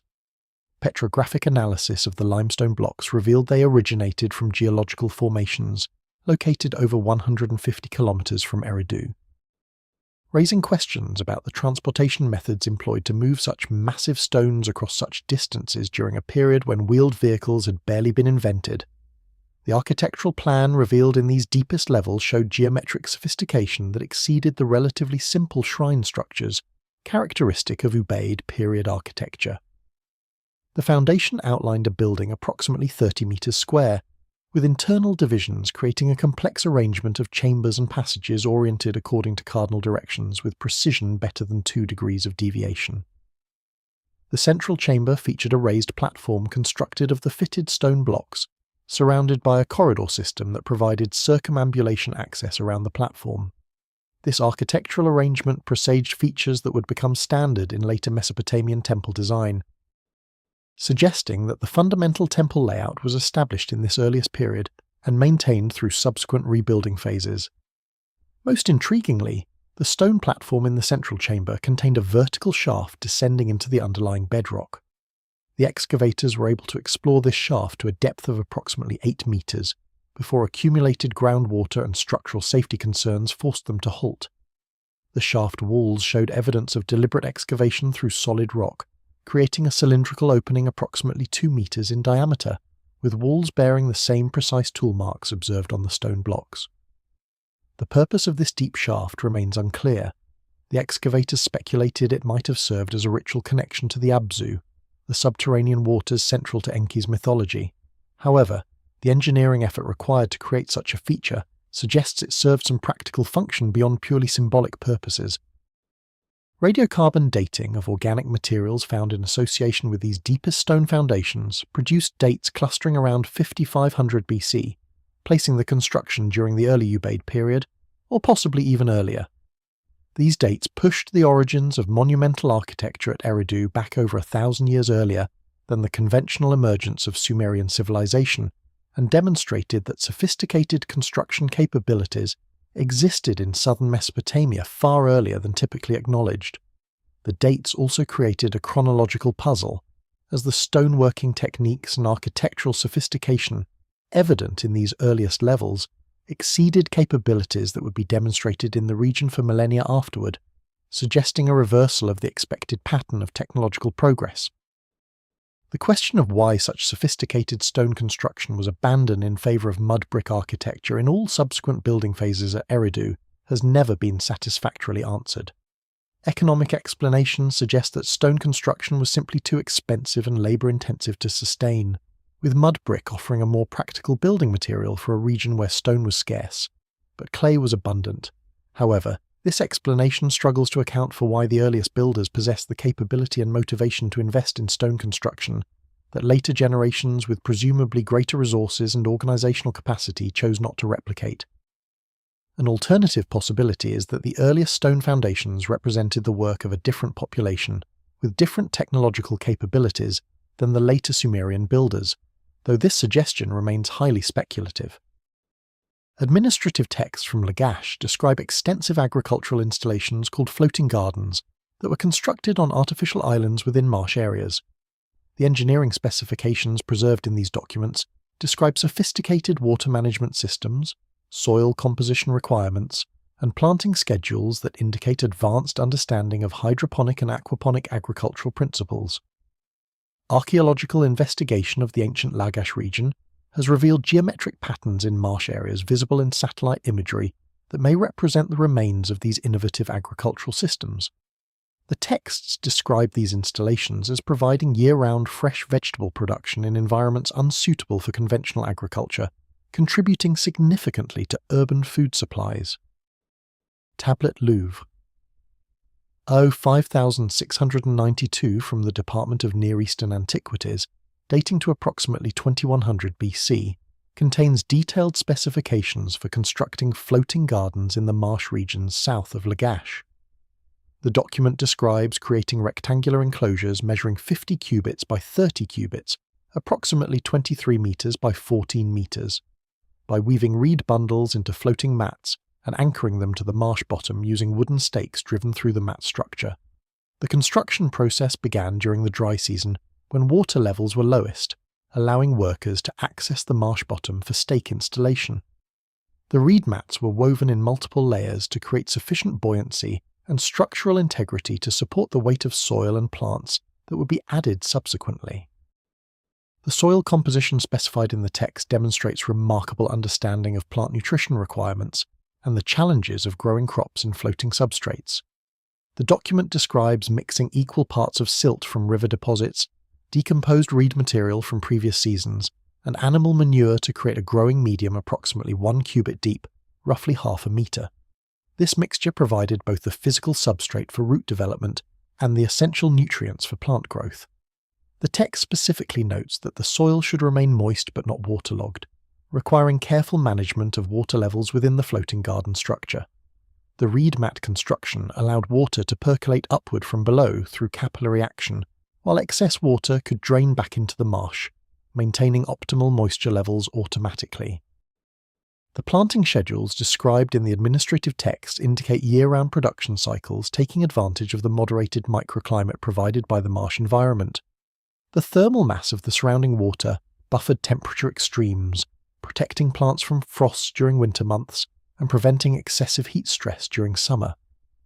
The texts describe planting sequences beginning in early spring with leafy vegetables and herbs, followed by summer plantings of cucumbers and melons, autumn plantings of onions and garlic, and winter plantings of cold-tolerant greens.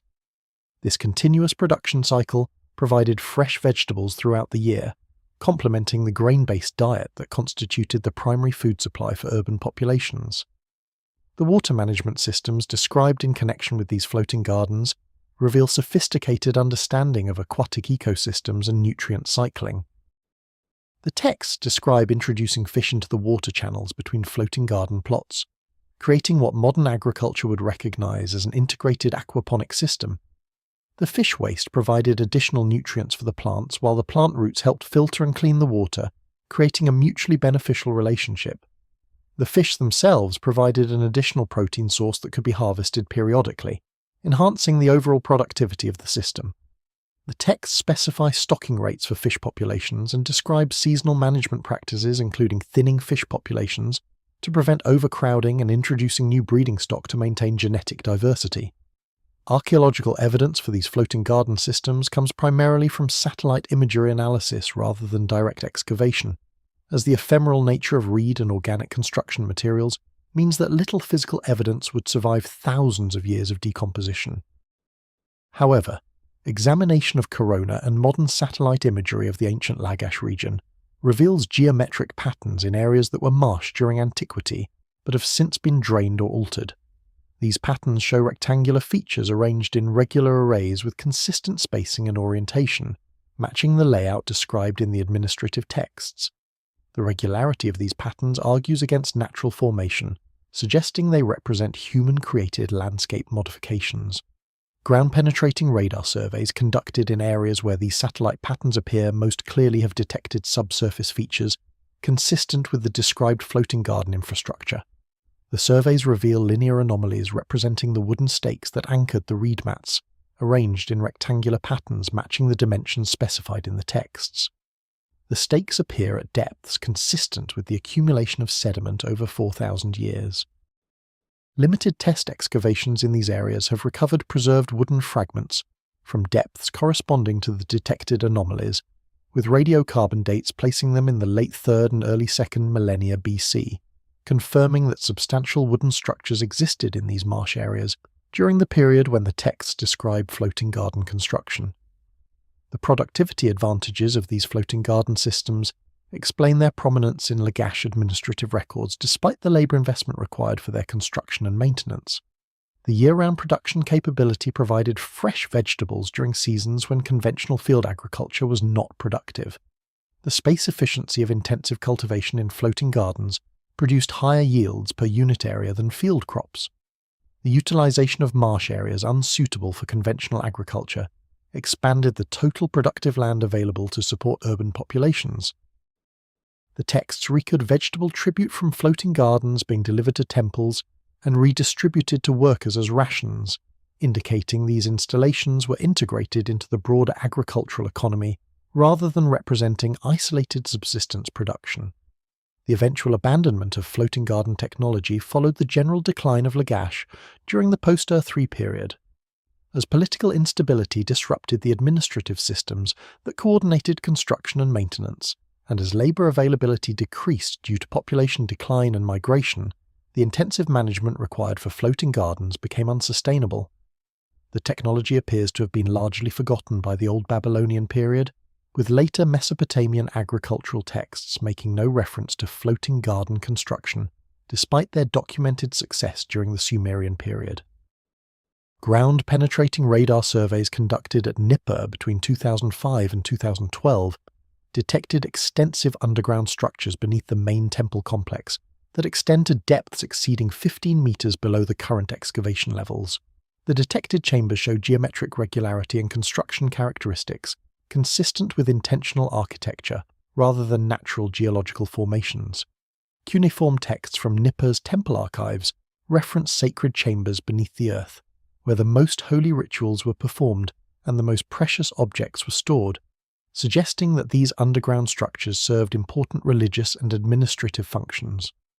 The combination of geophysical detection and textual evidence has stimulated renewed interest in exploring Nippur's subsurface archaeology, though political instability in Iraq has prevented systematic excavation of the detected features. The ground-penetrating radar surveys employed advanced equipment capable of penetrating to depths of 20 meters under optimal conditions, far deeper than conventional archaeological geophysical surveys. The surveys were conducted by a team from the University of Chicago Oriental Institute in collaboration with the Iraqi State Board of Antiquities and Heritage, covering an area of approximately 10 hectares centered on the Iker temple complex. The radar data revealed multiple distinct subsurface anomalies, characterized by high amplitude reflections, indicating density contrast between different materials, geometric regularity in the arrangement of features, and spatial patterns suggesting organized architectural design rather than random geological variation. The most prominent detected feature is a large chamber or hall located approximately 12 meters below the surface, directly beneath the central sanctuary of the excavated temple complex. The radar data indicates this chamber measures approximately 40 meters in length, 20 meters in width, and has a ceiling height of at least 4 meters, creating an enormous enclosed space deep underground. The chamber walls show reflection characteristics consistent with dense masonry construction, possibly using the same baked brick employed in the above-ground temple structures, or potentially even stone, though the radar data cannot definitively determine construction materials. The chamber floor appears level and shows no evidence of the rubble or collapsed debris that would be expected if the space had been created by natural void formation or structural failure. Extending from this central chamber, the radar data reveals a network of smaller chambers and connecting passages that create a complex underground architectural system. At least 12 distinct chambers ranging from 5 meters to 15 meters in each dimension have been mapped, connected by passages that maintain consistent orientations aligned with cardinal directions.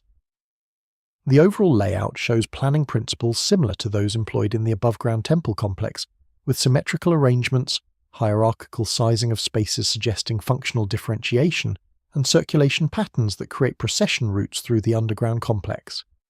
The sophistication evident in this underground architecture argues strongly for intentional construction, rather than adaptation of natural caves or fortuitous exploitation of geological features. The cuneiform texts that reference underground chambers at Nippur provide crucial context for understanding the function and significance of these detected structures. Tablet CBS 4732 describes ritual activities performed in the house beneath the earth within the Eker complex, including ceremonies that occurred during the New Year festival, when the king descended into the depths to commune with the divine presence in absolute darkness. The text indicates that these underground rituals were among the most sacred and restricted in the Mesopotamian religious calendar, accessible only to the king and highest-ranking priests who had undergone specific purification procedures. The description of descending into darkness suggests that the underground chambers lacked natural light, requiring artificial illumination through lamps or torches during ritual use. Other administrative texts reference storage of precious objects in underground treasury chambers, protected by thick walls and massive doors secured with bronze locks. Inventory documents describe specific items kept in these underground repositories, including gold and silver cult statues, ceremonial weapons decorated with precious stones, tablets containing secret knowledge accessible only to initiated scholars, and seed supplies maintained as strategic reserves against crop failure. The security considerations motivating underground storage make practical sense in a context where Nippur suffered periodic attacks and invasions throughout its history. The substantial depth of burial and the massive construction detected by the radar surveys would have provided protection against theft, fire, and military assault that surface structures could not match. The construction methods employed to create such extensive underground chambers at depths exceeding 15 meters would have required sophisticated engineering capabilities.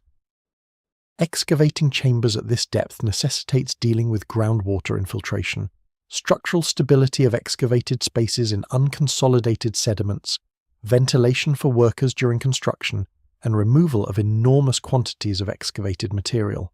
The texts provide few details about construction techniques, but references to the ancient work of the gods in creating the foundations of the earth suggest that these underground structures were attributed to remote antiquity, possibly predating the historical periods documented in administrative records. Modern excavation to access these detected chambers faces substantial challenges beyond the political difficulties. The depth of burial means that any excavation would require removing or tunneling through 12 to 15 meters of accumulated occupation debris, representing thousands of years of continuous settlement. The presence of groundwater at these depths, fed by the nearby Euphrates River and regional aquifer systems, would require continuous pumping to maintain dry working conditions. The structural stability of any excavation would be questionable given the unconsolidated nature of tell sediments and the potential for collapse that could endanger both workers and the overlying archaeological deposits. Despite these challenges, the potential scientific value of accessing intact underground chambers that may have escaped the looting and disturbance that affected surface levels makes future exploration a high priority for Mesopotamian archaeology. Ancient texts from Uruk describe a large freshwater lake adjacent to the city that served as both a water source and a transportation route connecting to regional canal systems.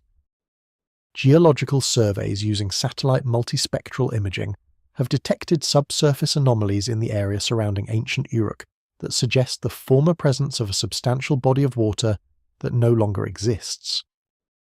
The textual references appear in administrative documents, literary compositions, and religious texts spanning over a millennium, indicating that this lake was a persistent feature of Uruk's geography throughout the 3rd and early 2nd millennia BC.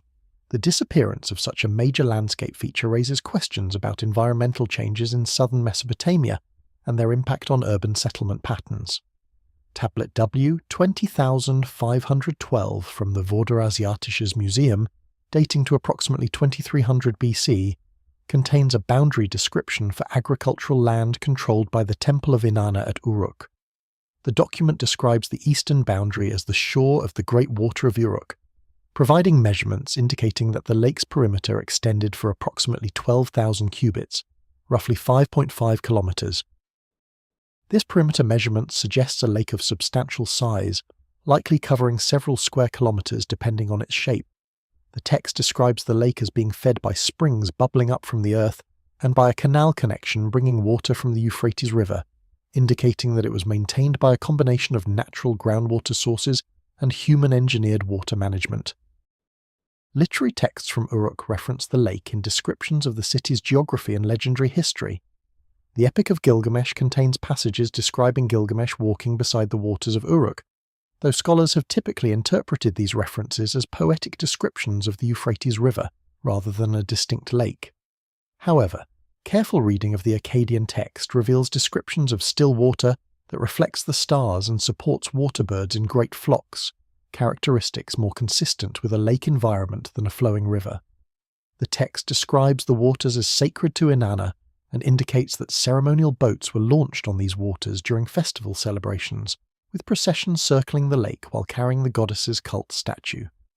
The hydrological requirements for maintaining a permanent lake in the Uruk region indicate that groundwater conditions during the 3rd millennium BC differed substantially from modern situations. Currently, the water table in the area surrounding ancient Uruk lies at depths exceeding 10 meters below the surface, requiring deep wells to access groundwater for agricultural or domestic use. However, geological studies have demonstrated that water tables throughout southern Mesopotamia have declined significantly over the past 4,000 years due to reduced precipitation, increased evaporation rates in a warming climate, and disruption of the natural hydrological systems by human modification of river courses and drainage patterns. Satellite multispectral imaging of the Uruk region has revealed subsurface features consistent with the former presence of a lake basin. Bands that are sensitive to soil moisture content show a distinctive circular to elliptical pattern of enhanced moisture retention in an area immediately east of the main tell of Uruk, covering approximately 4 square kilometers.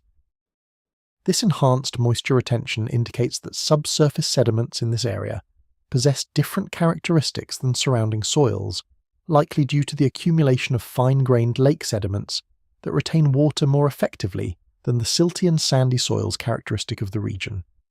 The boundary of this moisture anomaly is remarkably distinct, suggesting a defined shoreline rather than gradual transition, consistent with a lake margin.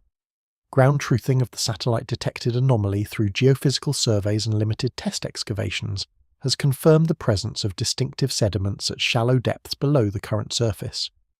Electrical resistivity surveys show low resistivity zones indicating fine-grained water-saturated sediments extending to depths of 4 to 6 meters below surface. Sediment cores extracted from test borings reveal sequences of finely laminated clays and silts, characteristic of still water depositional environments, distinctly different from the river-transported sediments that dominate the surrounding area.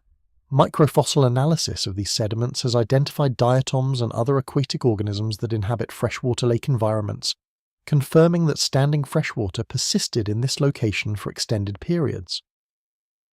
The canal connection between the lake and the Euphrates River mentioned in the administrative texts would have required sophisticated engineering to maintain appropriate water levels. A canal bringing water from the river to fill the lake would need to account for elevation differences and flow regulation to prevent either overfilling during flood seasons or excessive drainage during low water periods. Control structures including gates, weirs, and overflow channels would have been necessary to manage water levels actively. The texts reference such control structures and assign maintenance responsibilities to specific temple personnel, indicating that lake management was an important administrative concern requiring ongoing attention and resource allocation. The eventual disappearance of Uruk's lake can be attributed to multiple interacting factors. Declining regional water tables would have reduced the spring flow that supplemented the canal water supply. Sediment accumulation would have gradually reduced lake depth, decreasing water storage capacity and accelerating evaporative losses. Political instability during the late 3rd millennium BC may have disrupted the maintenance of canal infrastructure and control structures necessary for managing water supply. As water levels declined, the lake would have become increasingly saline due to evaporative concentration of dissolved minerals, eventually transforming into a seasonal marsh and ultimately drying completely to create the landscape visible today. Sumerian religious texts describe specific mountain locations where divine beings descended to earth and established contact points with human civilization. The texts provide explicit geographical directions to these sites, including stellar alignments for navigation and descriptions of distinctive geological features that would enable identification. The most detailed descriptions reference a mountain with twin peaks in the Northern Territories, where the divine beings called Anunnaki maintained a permanent installation for communication between celestial and terrestrial domains. These descriptions appear in multiple independent sources spanning several centuries, suggesting they preserve genuine geographical knowledge rather than purely mythological invention. The consistency of details across different texts indicates that pilgrims and travelers actually visited these sites and reported their observations to temple scribes who incorporated the information into religious literature. Tablet K 6178 from the British Museum collection, part of the Library of Ashurbanipal at Nineveh, but clearly copied from much earlier Sumerian sources, contains the most detailed geographical description of what it calls the Mountain of the Great Gate. The text describes a journey beginning from the city of Ashur, proceeding northward for 15 days through increasingly mountainous terrain, until reaching a valley where two rivers converge. At this confluence rises a mountain with two distinct peaks of nearly equal height, separated by a saddle depression. The text specifies that the northern peak appears slightly higher when viewed from the valley floor, but the southern peak catches the first light of dawn due to its more eastward position. These precise observational details demonstrate that the description derives from actual eyewitness accounts rather than imaginative composition. The geological characteristics described in connection with this mountain provide additional identification clues. The text indicates that the mountain is composed of dark stone that appears almost black when wet, suggesting basaltic or other volcanic rock rather than the limestone that predominates in much of the region. The western face of the mountain is described as featuring vertical cliffs that cannot be climbed, while the eastern approach follows a more gradual slope that permits access on foot or with pack animals. Near the summit, the text describes caves and crevices from which cold air flows even during summer months, indicating underground passages that maintain cool temperatures through their connection to deeper subterranean zones. Most significantly, the text describes a specific cave entrance located on the saddle between the twin peaks, marked by two standing stones carved with symbols of celestial significance. The stellar navigation instructions provided in the text demonstrate sophisticated astronomical knowledge. The document indicates that the mountain can be located by travelling northward from Ashur, keeping the constellation known as the Great Wagon, likely the Big Dipper or Ursa Major, positioned to the right-hand side during evening observations. When the bright star at the wagon's tail, the star Alkaid in modern nomenclature, reaches its highest point in the night sky, the traveller should have reached the latitude of the mountain's location. This astronomical positioning technique would place the site at approximately 37 to 38 degrees north latitude, in the mountainous region of southeastern Turkey or northwestern Iran, where several candidates matching the twin peak description can be identified. Archaeological surveys in this region have identified multiple mountain sites that correspond to elements of the textual descriptions. The most promising candidate is Mount Judi in southeastern Turkey, known in Islamic tradition as the landing place of Noah's Ark, but possessing pre-Islamic sacred significance that may preserve much older traditions. Mount Judi features twin peaks separated by a saddle depression, matches the described latitude based on stellar positioning, and contains cave systems near the summit that show evidence of human modification and use. Excavations conducted at the site in 2008 uncovered carved stone markers near cave entrances that display symbols matching those described in the Sumerian texts, including stellar representations and geometric patterns that may encode astronomical or calendrical information. The cave systems at Mount Judi extend deep into the mountain, with passages that have been explored to depths exceeding 100 meters below the summit. The deeper passages show characteristics suggesting both natural formation through water erosion and deliberate human enlargement and modification. Chamber walls display tool marks indicating they were worked with metal implements, creating surfaces smoother than natural cave formation would produce. Several chambers feature carved niches and platforms that may have served ritual functions, with dimensions and orientations that show careful geometric planning. The chambers maintain remarkably stable temperatures year-round, ranging between 8 and 12 degrees Celsius regardless of external seasonal variations, matching the description of cold airflow mentioned in the ancient texts. The most significant discovery at Mount Judi came during the 2008 excavations, when researchers uncovered a sealed chamber at a depth of approximately 40 meters below the summit level. The chamber had been deliberately closed using precisely fitted stone blocks, creating an airtight seal that had preserved the chamber's interior environment for millennia. When the seal was breached, the chamber was found to contain artifacts including ceramic vessels, bronze implements, and most remarkably cuneiform tablets that had been carefully stored in sealed clay containers. Preliminary analysis of these tablets revealed astronomical observations, mathematical calculations, and ritual instructions that parallel content found in the Mesopotamian texts describing the mountain portal sites. The tablets from Mount Judy include detailed descriptions of astronomical phenomena observed from the mountain summit, including records of planetary positions, eclipse observations, and stellar measurements that demonstrate sophisticated observational capabilities.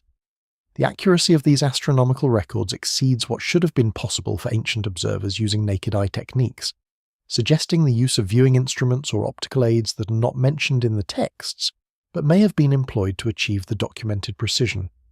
The mathematical calculations include trigonometric functions applied to astronomical problems, demonstrating knowledge of mathematical principles that conventional history attributes to much later periods.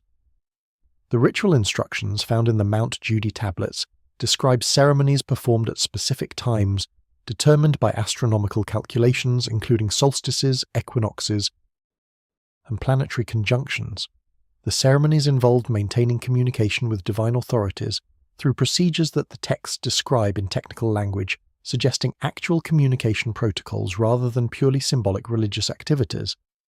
References to lights that appear in the sky at appointed times and sounds that emanate from the depths of the mountain suggest phenomena that participants interpreted as divine manifestations, though whether these represented natural occurrences like ball lightning or methane emissions from caves or actual technological communications remains open to interpretation.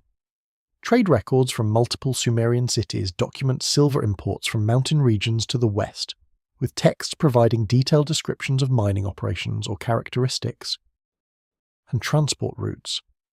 The quantities of silver recorded in these administrative documents indicate extensive mining activities that would have created significant archaeological signatures. However, geological surveys of proposed source regions have failed to locate ancient mines capable of producing the documented silver volumes, creating another geographical mystery where textual evidence and physical archaeology fail to align. The discrepancy suggests either that ancient mining activities were far more extensive than the surviving physical evidence indicates, or that the geographical references in the texts have been misinterpreted, and the actual source regions remain unidentified. Tablet Asham 1924-417 from the Ashmolean Museum, dating to approximately 2200 BC, records silver receipts at the Temple of Nana in Ur over a 5-year period during the reign of Shulgi. The document lists the total quantity of silver received as 8,300 talents, equivalent to approximately 250,000 kilograms. This massive quantity of precious metal represents an enormous concentration of wealth and indicates mining and refining operations on an industrial scale.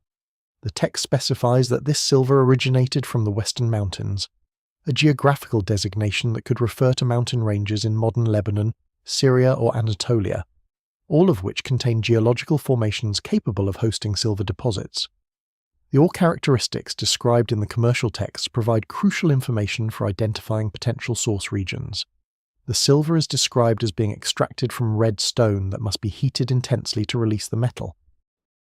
A description matching silver-bearing lead ores like galena that are found in association with iron oxide-rich rocks that produce the characteristic red coloration. The text describes smelting processes that involve multiple heating and cooling cycles to separate the silver from lead and other impurities, demonstrating metallurgical knowledge consistent with documented ancient silver refining techniques. The final product is described as white metal that can be hammered into thin sheets or cast into ingots for transport, standard characteristics of refined silver.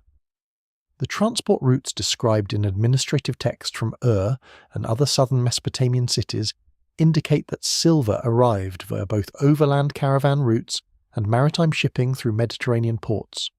Text from the port city of Ugarit on the Syrian coast, dating to the mid-2nd millennium BC, describes silver shipments being loaded onto vessels bound for Mesopotamian ports in the Persian Gulf, indicating an integrated long-distance trade network that connected western mining regions with Mesopotamian markets.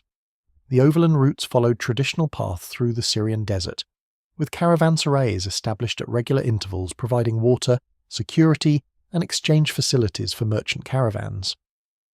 Archaeological investigation of ancient silver mining sites in the Taurus Mountains of southern Anatolia has revealed extensive evidence of Bronze Age mining activities that may account for some of the silver documented in Mesopotamian texts. The site of Bolkadag in the central Taurus contains ancient mine workings that extend hundreds of meters into the mountain, following silver-bearing ore veins through complex underground galleries. Radiocarbon dating of wooden support timbers and charcoal from fire-setting operations has produced dates ranging from the late 4th through the 2nd millennia BC, confirming intensive mining during the period when Mesopotamian silver imports were at their peak. The estimated total silver production from Bolkadag alone could account for tens of thousands of kilograms of refined metal over the centuries of active mining. However, even accounting for known mining sites like Bolkadag, the total documented ancient silver production falls short of the quantities recorded in Mesopotamian administrative texts by substantial margins. This discrepancy suggests that additional major mining operations existed in regions that have not yet been archaeologically investigated, or that the efficiency of ancient mining and refining techniques has been underestimated by modern researchers. Ancient miners may have extracted and processed ore from numerous small deposits scattered across wide regions, creating archaeological signatures too dispersed or ephemeral to be readily detected by modern survey methods. The cumulative output of many small operations over extended periods could account for the large quantities documented in the texts without requiring single massive mining complexes. The economic importance of silver in ancient Mesopotamia extended beyond its use in luxury goods and temple offerings to include its function as a monetary standard for commercial transactions. Texts from the Ur-3 period and subsequent Old Babylonian period describe prices of commodities, wages for labour, and land values expressed in weights of silver, indicating that silver functioned as a medium of exchange even though actual silver payments may have been supplemented or replaced by commodity equivalents in many transactions. The demand for silver created by its monetary function would have driven the expansion of mining operations and stimulated the development of long-distance trade networks capable of delivering metal from distant source regions to urban centres where it was needed. The technological knowledge required for silver mining and refining placed these activities among the most sophisticated metallurgical operations of the ancient world. Mining required identifying ore deposits through surface prospecting, excavating shafts and galleries through hard rock, providing ventilation and lighting in underground workings, and removing ore and waste rock to the surface. Refining silver from lead ores required achieving temperatures exceeding 900 degrees Celsius in carefully controlled furnaces, managing slag chemistry to optimize metal recovery, and employing cupellation techniques to separate silver from lead through selective oxidation. The texts describing these processes demonstrate that ancient metallurgists possessed detailed understanding of ore geology, pyrometallurgy, and the chemical behaviors of different metals under varying conditions. The social organization of ancient mining operations involved substantial labor forces working under dangerous conditions in remote mountain locations. Administrative texts describe work gangs assigned to mining operations, provision systems for transporting food and supplies to mining sites, and security forces protecting valuable metal shipments during transport to urban centers. The coordination required for these complex operations demonstrates sophisticated management capabilities and indicates that mining activities were organized and controlled by temple or palace authorities, rather than representing independent commercial ventures. The concentration of valuable metal production under centralized authority provided both the resources and incentive for maintaining the administrative apparatus necessary to manage these geographically dispersed and technically demanding operations. Temple texts from Uruk describe a sacred grove dedicated to the goddess Inanna, located at a specific distance and direction from the city. Characterized by distinctive tree species and natural spring sources, the texts indicate this location served as a major pilgrimage destination and ritual center for centuries. Archaeological survey work in the region has identified anomalous vegetation patterns visible in satellite imagery that may represent the remnants of this sacred landscape. The textual descriptions provide remarkably specific details about the grove's characteristics, including the types of trees growing there, the arrangement of sacred features within the grove, and the ritual activities performed by pilgrims and priesthood. The precision of these descriptions suggests they document an actual geographical location rather than a purely mythological sacred space. Tablet W 20,843 from the Vorderasiatisches Museum, dating to approximately 2100 BC, contains detailed instructions for pilgrims travelling from Uruk to the sacred grove of Inanna. The text specifies that the grove lies at a distance of 8,000 cubits, approximately 3.7 kilometres, in the direction of the rising sun during the spring equinox from the main gate of the Eanna temple complex. This precise directional specification using astronomical orientation provides a bearing of approximately 90 degrees east from the temple, modified slightly by the sun's position during equinox, which would place the grove in the area east of the main Uruk Tel in territory that is now largely agricultural land or desert. The botanical descriptions in the texts identify specific tree species that grew in the sacred grove, including references to trees with silver-green leaves that shimmer in the wind, almost certainly describing poplar or willow species, and trees with fragrant blossoms that attract swarms of bees in spring, possibly referring to acacia or tamarisk. The grove is described as being surrounded by date palms that created a protective barrier around the interior sacred space, while the centre of the grove featured a clearing where an ancient tree of enormous size stood alone. This central tree, called the Tree of Heaven in the texts, is described as having a trunk so wide that 3 men with outstretched arms could not encircle it, and branches that spread so broadly that the tree's shade covered an area of 500 square cubits, approximately 220 square metres. The water sources described in connection with the sacred grove include 7 springs that bubble up from the earth within the grove's boundaries, arranged in a pattern that the texts suggest held ritual significance. The springs are described as producing clear sweet water even during the dry season, indicating they tapped into reliable aquifer sources. The water from these springs was collected in stone basins and used for ritual purification by pilgrims before they approached the central sacred area. The texts describe the springs as being marked by carved stone markers depicting the symbols of Inanna, including the 8-pointed star and the gatepost emblem that represented the goddess's sacred portal. Satellite imagery analysis of the region east of Uruk has revealed distinctive vegetation patterns that stand out from the surrounding arid landscape. Multispectral imaging that detects differences in vegetation, health and density shows a roughly circular area, approximately 200 metres in diameter, where vegetation appears more vigorous and persistent throughout the seasonal cycle than in surrounding areas. This vegetative anomaly occurs at a location that corresponds closely with the distance and direction specified in the pilgrimage texts, suggesting it may mark the location of the ancient sacred grove. The enhanced vegetation likely reflects residual effects of the spring water sources mentioned in the texts, with underground water flow continuing to support plant growth, even though the surface springs may have become inactive or been buried under accumulated sediments. Ground surveys conducted in this area have identified several archaeological features consistent with the textual descriptions of the sacred grove. Surface collections have recovered ceramic fragments dating from the early dynastic through the old Babylonian periods, indicating sustained human activity at the site over many centuries. Several carved stone fragments bearing partial inscriptions and decorative motifs have been found, potentially representing remnants of the spring markers described in the texts. Most significantly, the surveys identified a concentration of date palm growth in a pattern that suggests deliberate planting in antiquity, with mature trees showing spacing and alignment that is unlikely to result from natural seed dispersal. The palms grow in a roughly circular arrangement, approximately 150 metres in diameter, potentially preserving the layout of the protective barrier described in the ancient texts. Limited test excavations conducted at the site in 2014 uncovered structural remains that may relate to the sacred grove's infrastructure. The excavations revealed sections of stone-lined channels that appear to have collected and distributed water from spring sources, creating an irrigation system that supported the grove's vegetation.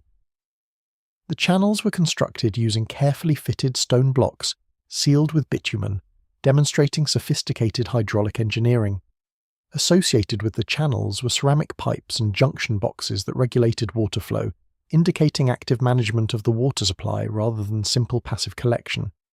The construction techniques and materials match those documented at other Sumerian sacred sites, supporting the identification of this location as the ancient sacred grove.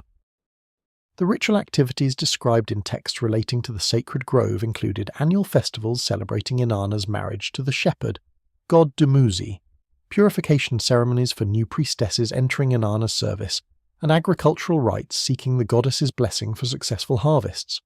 The texts describe elaborate processions from Uruk to the grove, with cult statues carried on ceremonial boats if water levels in seasonal channels permitted, or on decorated carrying platforms if the route was overland. The processions included musicians playing lyres and drums, singers chanting hymns to Inanna, and dancers performing ritual movements believed to please the goddess and ensure her favour. The eventual abandonment of the sacred grove appears to have occurred during the late 3rd or early 2nd millennium BC, coinciding with the general decline of Uruk's political and economic power. Texts from the Old Babylonian period reference the grove as an ancient site that is no longer maintained, suggesting that by this time the pilgrimage traditions had ceased and the site had fallen into disuse. The springs may have failed as regional water tables declined, removing the water sources that sustained the grove's vegetation and made the site attractive for ritual purposes. Without active maintenance, the cultivated trees would have died, the irrigation channels would have silted up, and the site would have gradually reverted to the desert landscape that characterizes the region today. Administrative records from coastal Sumerian cities contain extensive documentation of fishing operations in the Persian Gulf, including detailed taxonomic descriptions of fish species, seasonal migration patterns, and fishing techniques employed at specific locations. The texts describe fishing grounds at locations that would currently be well inland from the modern coastline, providing evidence for dramatic sea level and coastline changes over the past 4 millennia. The precision of these fishing records reflects the economic importance of marine resources for coastal populations, with fish providing essential protein for urban populations and fish products, including dried fish and fish oil serving as important trade commodities. The administrative systems maintain detailed records to ensure proper taxation of fishing activities and equitable distribution of fishing rights among different communities.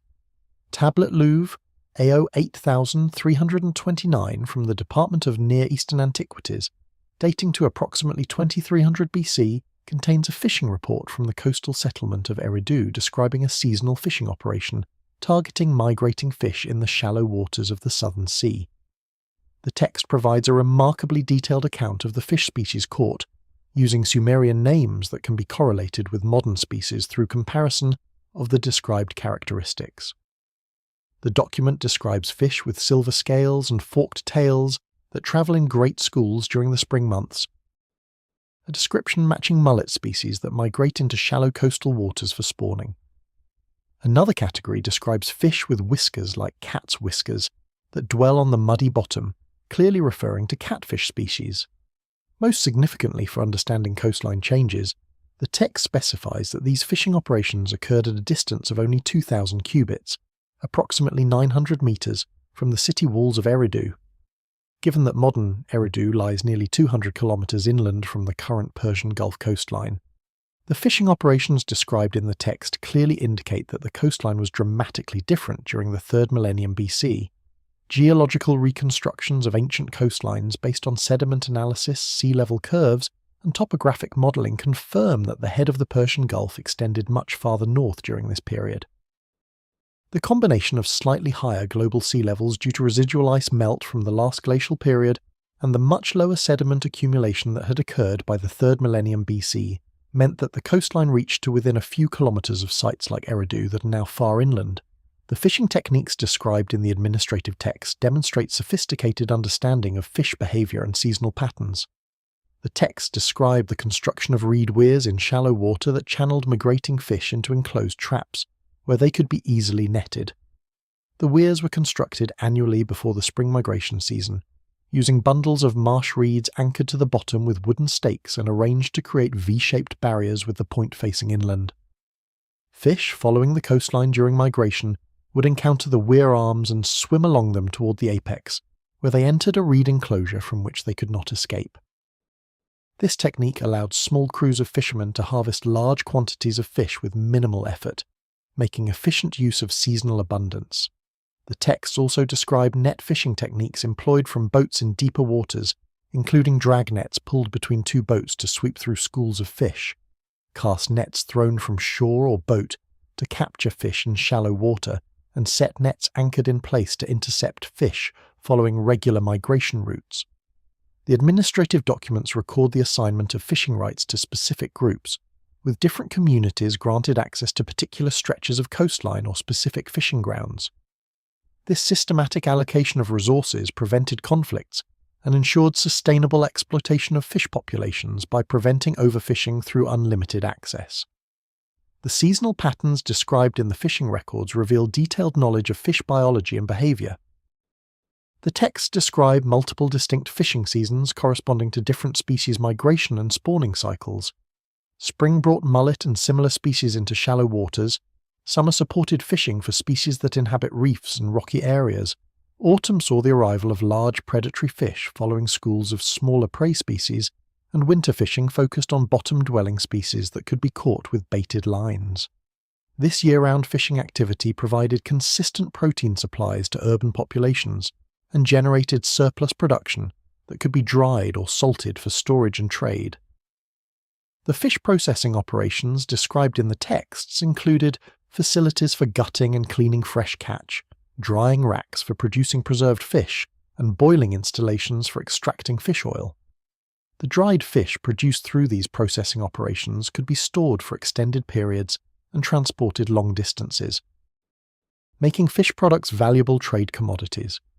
Administrative texts from inland cities record receipts of dried fish from coastal settlements, documenting the operation of trade networks that distributed marine resources throughout Mesopotamia. Fish oil extracted through boiling was used for lamp fuel, leather treatment, and various craft applications, creating additional economic value from fishing operations beyond direct food production. Archaeological evidence supporting these detailed fishing records comes from excavations at coastal settlement sites, where fish bones constitute a major component of faunal assemblages.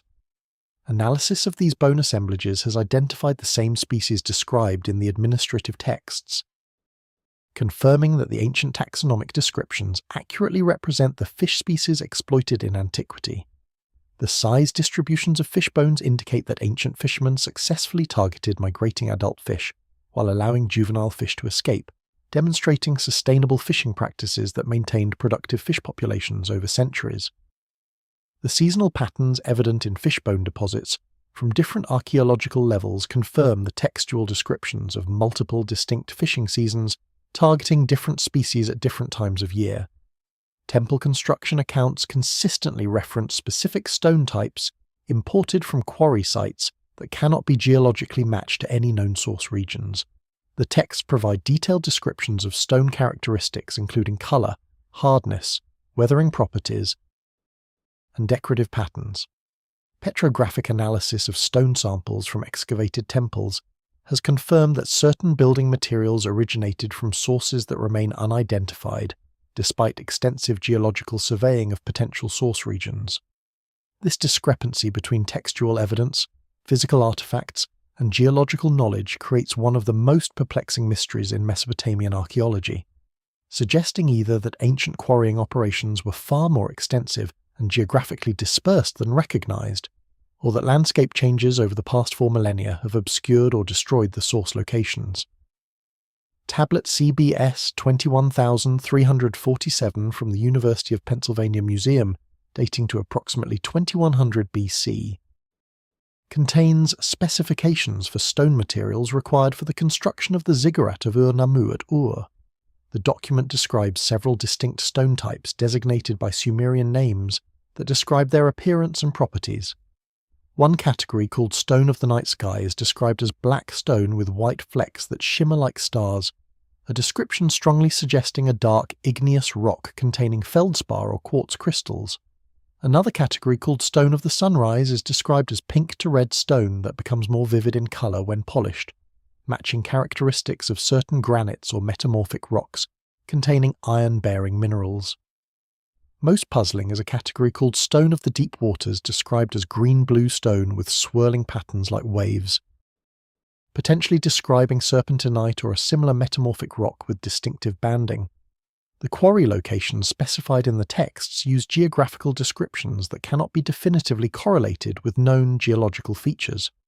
The black stone is described as coming from mountains where the sun sets, a western direction that could indicate sources in Syria, Lebanon, or Anatolia. The pink stone is attributed to mountains where the sun rises, suggesting eastern sources possibly in the Zagros mountains of Iran. The green-blue stone is described as coming from the mountains of the north, where snow remains even in summer, indicating high-elevation sources in the Taurus Mountains or Armenian highlands. Despite these general directional indicators, attempts to locate specific quarries matching the stone descriptions have been unsuccessful.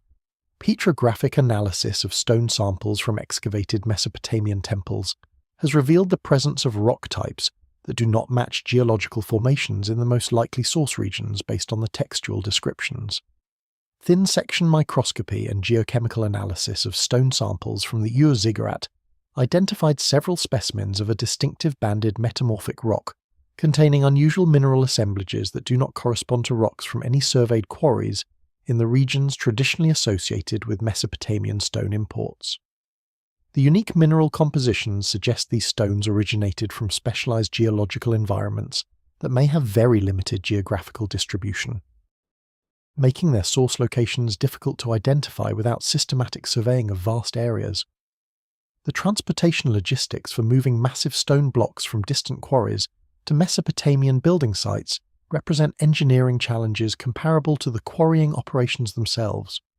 The text describes stones weighing up to 5 talents, approximately 150 kilograms, being transported overland using sledges drawn by teams of oxen. Larger stones required special transport equipment and techniques that the texts describe only in general terms. The routes from mountain quarries to Mesopotamian cities involved traversing difficult terrain including mountain passes, river crossings and desert regions requiring careful planning and substantial infrastructure including roads, bridges, and way stations. The economic investment in importing stone for temple construction reflects the high value placed on these materials and their symbolic importance in religious architecture. Stone was rare and expensive in southern Mesopotamia, where clay was the dominant building material, making stone-built elements in temples visible markers of wealth, divine favor, and connection to distant mountain regions associated with the gods. The specific stone types selected for different architectural elements may have carried symbolic meanings related to their colors, origins, or properties. Black stone for foundations connected the temple to the underworld and primordial waters. Pink or red stone for facades associated the building with solar symbolism and divine radiance. And green-blue stone for interior elements evoked the life-giving waters controlled by the gods. Archaeological surveys searching for ancient quarries have identified numerous sites where stone was extracted in antiquity, but many of these show evidence of exploitation during later periods rather than during the Sumerian era when the temple construction accounts were compiled. The absence of Sumerian period artifacts or inscriptions at many quarry sites makes it difficult to determine whether they supplied stone to Mesopotamian builders or served other markets. The quarrying techniques visible at these sites include the use of wedges to split stone along natural fracture planes, the creation of stepped quarries where stone was removed in horizontal layers, and the extraction of large blocks through channel cutting around the perimeter of the desired stone piece. The specialized knowledge required for quarrying operations included the ability to read stone, identifying geological features that indicated high-quality stone suitable for building purposes, and predicting how the stone would split when worked. Experienced quarry workers could examine surface features, test the stone by striking it with hammers to hear the acoustic response, and extract samples to evaluate the stone's working properties before committing to large-scale extraction. The texts reference master quarrymen who possessed this specialized knowledge and supervised quarrying operations, suggesting that stone extraction was a skilled profession requiring years of training and experience. The eventual identification of the missing quarry sites may require innovative approaches, combining geological fieldwork with remote sensing technologies capable of detecting ancient workings that have been obscured by erosion, vegetation, or landscape changes.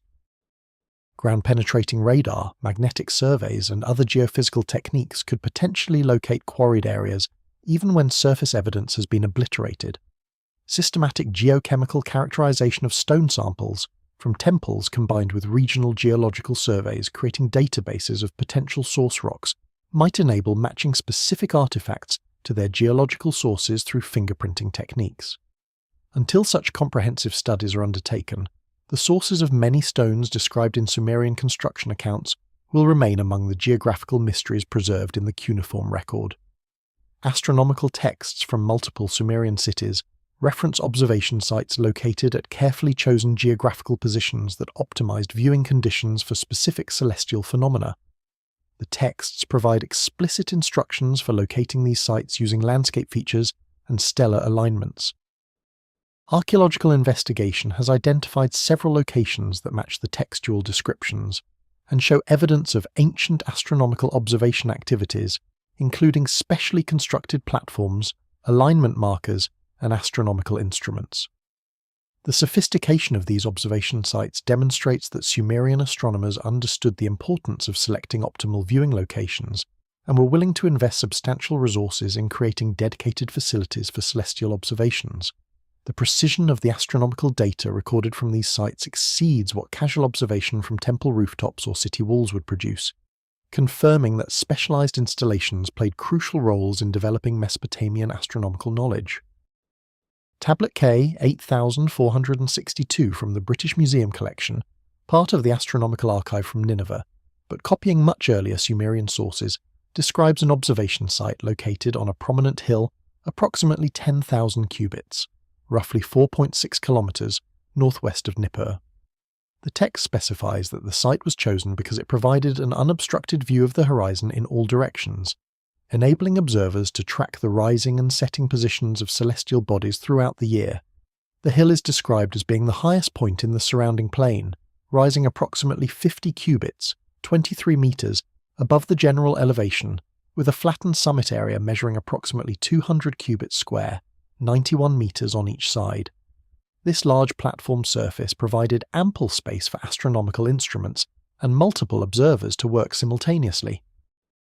The installation described at this site included permanent marker stones arranged around the platform's perimeter to indicate significant astronomical azimuths, including solstice sunrise and sunset positions, equinox positions, and the rising points of specific stars used in Mesopotamian astronomical calculations. The text describes 36 marker stones positioned at 10-degree intervals around the horizon, creating a comprehensive reference system for measuring celestial positions. Each marker was inscribed with symbols identifying the astronomical phenomena it marked, with additional notations providing numerical values for the angular positions relative to cardinal directions. The precision of this arrangement indicates that Sumerian astronomers possessed sophisticated angle measurement capabilities and understood the principles of using fixed reference markers to quantify celestial positions.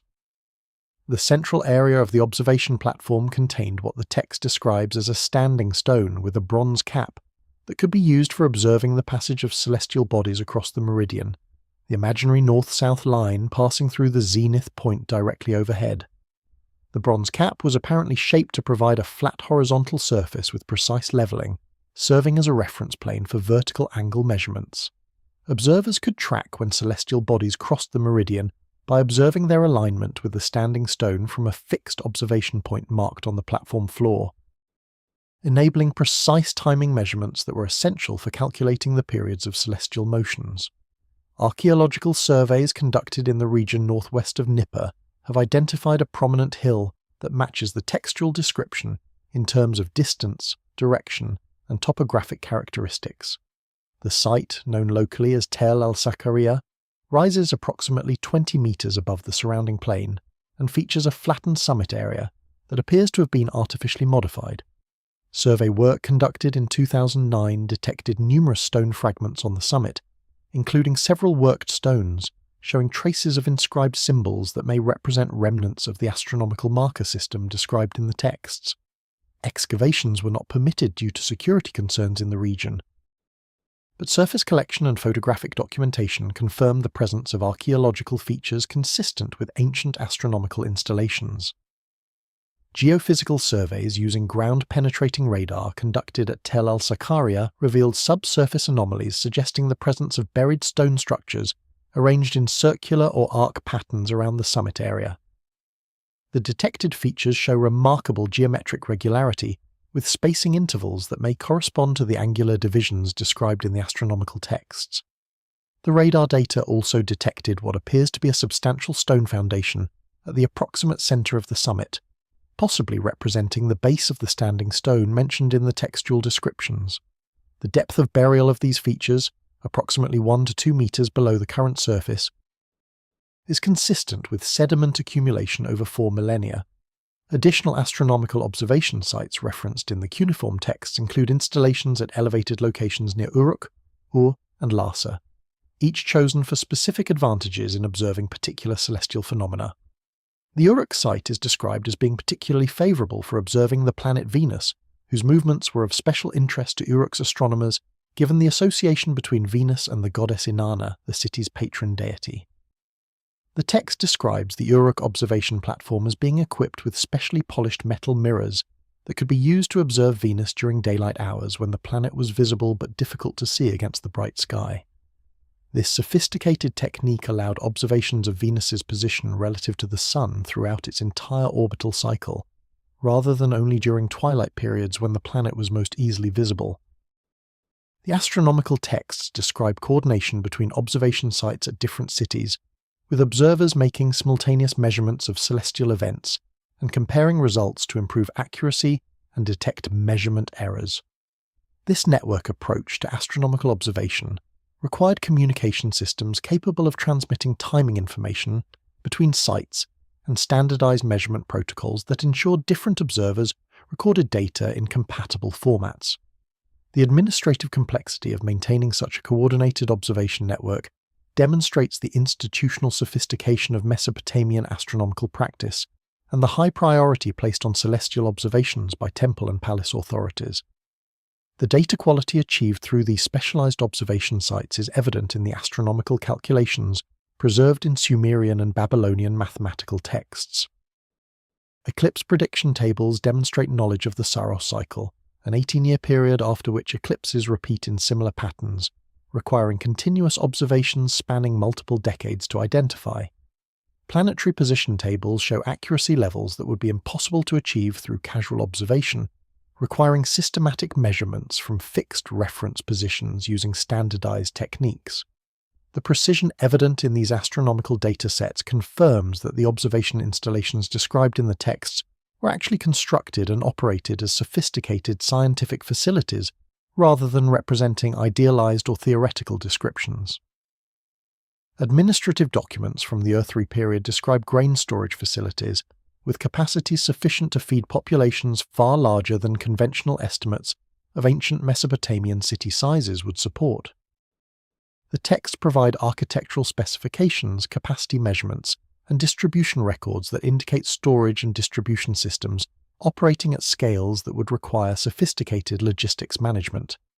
The granary complexes described in these documents represent some of the largest storage facilities documented in the ancient world, with capacities measured in hundreds of thousands of gur, a Sumerian volume unit equivalent to approximately 300 litres. The ability to store such enormous quantities of grain demonstrates engineering capabilities for large-scale construction and reflects the centralised economic systems that concentrated agricultural surplus in urban storage facilities controlled by temple and palace authorities. Tablet Ashm 1924-538 from the Ashmolean Museum, dating to the reign of Amar seen around 2040 BC, contains an inventory of grain storage facilities controlled by the Temple of Nana at Ur. The document lists 12 separate granary buildings, providing for each the length, width, and height measured in cubits, the capacity measured in gur, and the current quantity of grain stored. The total capacity across all 12 granaries is recorded as 640,000 gur, equivalent to approximately 192 million litres, or 192,000 cubic metres of grain storage. Assuming that barley or wheat has a density of approximately 750 kilograms per cubic metre, this storage capacity represents approximately 144,000 metric tons of grain. The population that such storage capacity could support depends on assumptions about annual grain consumption per person and the duration for which the stored grain would sustain the population. historical estimates suggest that an adult required approximately 250 kilograms of grain per year for basic nutritional needs. If the stored grain represented a one-year reserve supply, the capacity described in the Ur temple inventory could theoretically sustain a population of approximately 576,000 people. If the storage represented a smaller fraction of annual consumption, for example providing supplementary rations or emergency reserves, rather than total food supply, the supported population could be proportionally larger. Even conservative interpretations of these figures suggest that Ur's grain storage infrastructure supported populations in the hundreds of thousands, substantially exceeding the conventional archaeological estimates of city populations during this period. The architectural specifications provided in the granary inventory texts reveal sophisticated understanding of grain storage principles. The granary buildings are described as being constructed with thick walls of fired brick that provided thermal insulation to moderate temperature fluctuations that could accelerate grain deterioration. The floors were raised above ground level on brick platforms to prevent moisture infiltration from groundwater and to inhibit rodent access. The roofs were described as being constructed with steep pitches to shed rainwater quickly and prevent leaks that could damage stored grain. Ventilation systems incorporated into the walls allowed air circulation to prevent moisture accumulation and mold growth while limiting opportunities for pest infiltration. The storage containers used within these granary buildings included large ceramic jars called pithoi that could hold approximately 300 litres each, smaller jars for measured quantities distributed as rations, and bulk storage in sectioned bins constructed within the granary interiors. The texts describe quality control procedures including regular inspections to detect deterioration, fumigation treatments using aromatic plant materials to repel insects, and rotation systems that ensured older grain was distributed before newer harvests, preventing losses due to extended storage. The administrative sophistication required to manage these large-scale storage operations demonstrates advanced organizational capabilities and reflects the economic importance of maintaining adequate grain reserves. Distribution records associated with these granary facilities document the allocation of stored grain to multiple categories of recipients, including temple personnel receiving regular rations, craft workers employed in temple workshops, labourers engaged in construction or maintenance projects, and officials administering various institutional functions. The texts record daily distribution quantities measured in smaller units that could be converted to the larger gur units used for inventory accounting. The consistency of ration quantities across multiple distribution records indicates standardized allocation procedures that ensured equitable treatment of personnel at similar ranks, while differentiating rations based on status hierarchies and labor requirements. Archaeological investigation of granary structures has provided physical confirmation of the architectural features described in the administrative texts. Excavations at Ur uncovered the remains of large buildings identified as granaries based on their architectural characteristics and the presence of grain residues in floor deposits. These buildings featured thick walls constructed of fired brick, raised floor platforms, and internal divisions creating storage compartments. The dimensions of the excavated granaries match the scale described in the textual sources, with individual buildings measuring 30 to 40 metres in length and 15 to 20 metres in width. The internal compartments show evidence of having contained large quantities of grain, with dense accumulations of charred grain recovered from destruction levels where fires had partially carbonized the stored contents.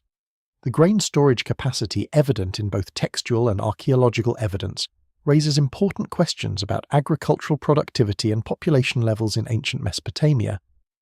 The ability to accumulate such large grain surpluses indicates either that agricultural yields were substantially higher than often estimated, or that the surplus extraction rate from rural producers was more intensive than typical models assume.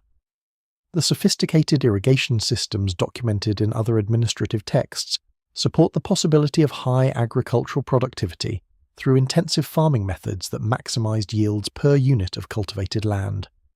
The centralized storage facilities enabled authorities to accumulate grain from distributed agricultural zones and concentrate reserves in urban centres where they could be protected and managed through dedicated administrative systems.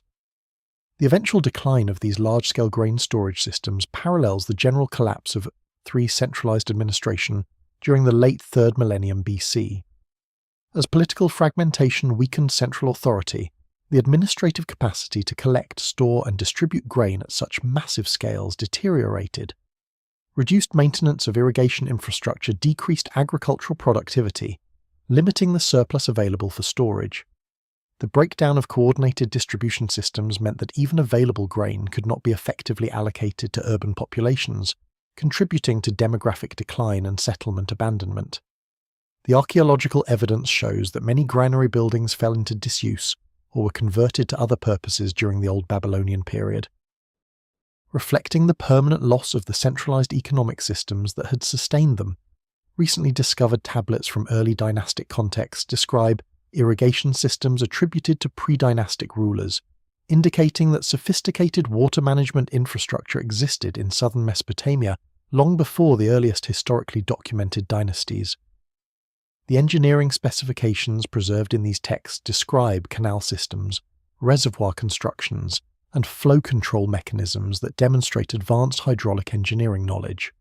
The texts reference these pre-dynastic irrigation works as ancient constructions from the time when the gods ruled the land, suggesting they were already of considerable antiquity when the tablets documenting them were composed during the mid-3rd millennium BC. The implication that sophisticated hydraulic infrastructure predated the historically documented Sumerian civilization by centuries or potentially millennia challenges conventional models of gradual technological development and suggests that advanced engineering capabilities emerged earlier than typically recognized. Tablet N 5873 from the Nippur archive collection, excavated during the 1896 season but only recently translated and published, contains what it identifies as a copy of ancient records describing the construction of the Irrigation Canal. The text explicitly states that it reproduces information from tablets written during the reign of Alulim, the first king of Eridu according to the Sumerian king list, who supposedly ruled for 28,800 years before the Great Flood. While the chronological reference is obviously problematic from a historical perspective, the technical content of the text demonstrates engineering knowledge that is entirely realistic and consistent with documented Mesopotamian hydraulic technology.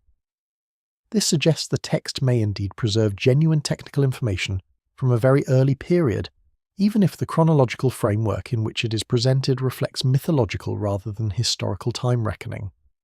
The canal described in this text is specified as having a total length of 120,000 cubits, approximately 55 kilometers, running from a diversion point on the Euphrates River to a distribution point serving agricultural lands surrounding Eridu. The width is given as 40 cubits, 18 meters, at the canal head, narrowing to 30 cubits, 14 meters, in the middle reaches, and expanding again to 35 cubits, 16 meters, at the terminal distribution point. The depth is specified as 8 cubits, 3.7 meters throughout the length. These dimensions describe a major canal comparable to the largest waterworks documented in later Sumerian texts, indicating that substantial hydraulic infrastructure existed in the pre-dynastic period. The gradient specifications in the text demonstrate sophisticated understanding of hydraulic principles. The text describes the canal as descending 1 cubit for every 1,000 cubits of length, creating an average gradient of approximately 1 in 1,000. This gradient produces flow velocities in the range of 0.3 to 0.5 meters per second, optimal for preventing both sediment accumulation and bank erosion. The precision with which this gradient is specified suggests that the designers understood the relationship between channel slope and water flow behavior and possessed surveying capabilities for maintaining the required gradient over distances of tens of kilometers. Modern hydraulic engineering recognizes gradients in this range as optimal for irrigation canals, confirming that the specifications represent genuine engineering knowledge rather than arbitrary numbers. The flow control mechanisms described in the text include gate structures at multiple points along the canal that could regulate water flow and divert water into secondary distribution channels. The gates are described as being constructed of cedar wood reinforced with bronze fittings, with vertical lifting mechanisms operated by rope and pulley systems. The gate openings could be adjusted to control the volume of water passing through, enabling operators to manage flow rates based on irrigation requirements and seasonal water availability. The text provides specific dimensions for the gate structures and describes installation procedures, including the excavation of gate chambers, the construction of masonry abutments to support the gate frames, and the installation of sealing systems to prevent water leakage around the closed gates. The reservoir construction described in association with this canal system demonstrates even more advanced engineering capabilities. The text describes the excavation of a storage basin capable of holding 60 million gur of water, equivalent to approximately 18 billion litres or 18 million cubic metres. A reservoir of this capacity would cover an area of approximately 3 square kilometres at an average depth of 6 metres, representing an enormous earth-moving project. The purpose of this reservoir is described as storing floodwaters during the annual inundation and releasing them gradually during the growing season to maintain consistent irrigation water supplies. This storage and release function requires precise control structures and demonstrates understanding of seasonal water management principles that would become characteristic of successful irrigation civilizations throughout history. The construction techniques described for the reservoir include the creation of embankments to contain the stored water, the compaction of the reservoir floor to minimize seepage losses, and the installation of inlet and outlet structures to control water flow. The embankments are described as being constructed in layers, with each layer of earth being compacted before the next layer was added, creating dense, stable structures capable of withstanding the water pressure from the filled reservoir. The reservoir floor is described as being treated with clay puddling, a technique where clay is mixed with water to create an impermeable layer that prevents water from soaking into underlying permeable sediments. These construction methods represent sophisticated earthwork engineering that would have required substantial labour forces and effective project management. Archaeological evidence for these pre-dynastic irrigation works remains limited due to the difficulty of detecting and dating ancient canal systems that may have been repeatedly modified, maintained, and eventually abandoned over thousands of years. However, recent geoarchaeological investigations using sediment coring and geophysical surveys have identified ancient canal traces in the region surrounding Eridu that may represent remnants of the systems described in the early texts. Sediment cores extracted from linear depressions detectable in satellite imagery have revealed canal-fill deposits containing ceramic fragments and other cultural materials that radiocarbon dating places in the late 5th and early 4th millennia BC, confirming that artificial waterways existed in southern Mesopotamia during the Ubaid period, long before the earliest historical dynasties.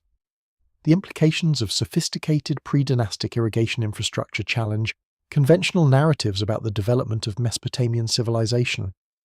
Standard models typically portray irrigation as developing gradually from small-scale local systems to the large regional networks documented in the Ur-3 period, with increasing scale and sophistication paralleling the growth of political complexity and administrative capacity. The existence of major canal systems and reservoirs in the pre-dynastic period suggests instead that hydraulic engineering capabilities emerged early, possibly driving rather than following the development of complex social organization. The administrative and labor coordination required to construct and maintain large irrigation works may have stimulated the evolution of bureaucratic institutions, writing systems, and centralized authority that became hallmarks of Sumerian civilization. Military administrative texts describe extensive fortification systems along Mesopotamia's northern boundaries, including detailed specifications for fort construction, garrison sizes, and communication systems linking multiple defensive installations. Archaeological survey work using satellite imagery has identified linear features in northern regions that correspond with locations mentioned in these military texts. The fortifications represent systematic attempts to control access routes through the Zagros mountains and across the northern plains, protecting Mesopotamian territories from incursions by mountain peoples and creating defended boundaries that could be monitored and controlled by military forces. The scale and sophistication of these defensive systems demonstrate that Mesopotamian states invested substantial resources in military infrastructure and developed strategic concepts of territorial defense that anticipated later imperial fortification systems. Tablet BM 45,923 from the British Museum collection, dating to approximately 1900 BC during the Old Babylonian period, but copying earlier sources from the Ur-3 period, describes a chain of fortifications along the northeastern frontier of territories controlled by Ur. The text lists 18 named forts positioned at intervals averaging approximately 15 kilometers along a line extending for over 250 kilometers from the Tigris River Valley northeastward into the Zagros foothills. Each fort is described with specifications for wall dimensions, garrison strength, and provision storage capacity. The consistency of these specifications suggests standardized fort designs that could be replicated at multiple locations, facilitating efficient construction and enabling garrison troops to operate familiar facilities regardless of specific assignment.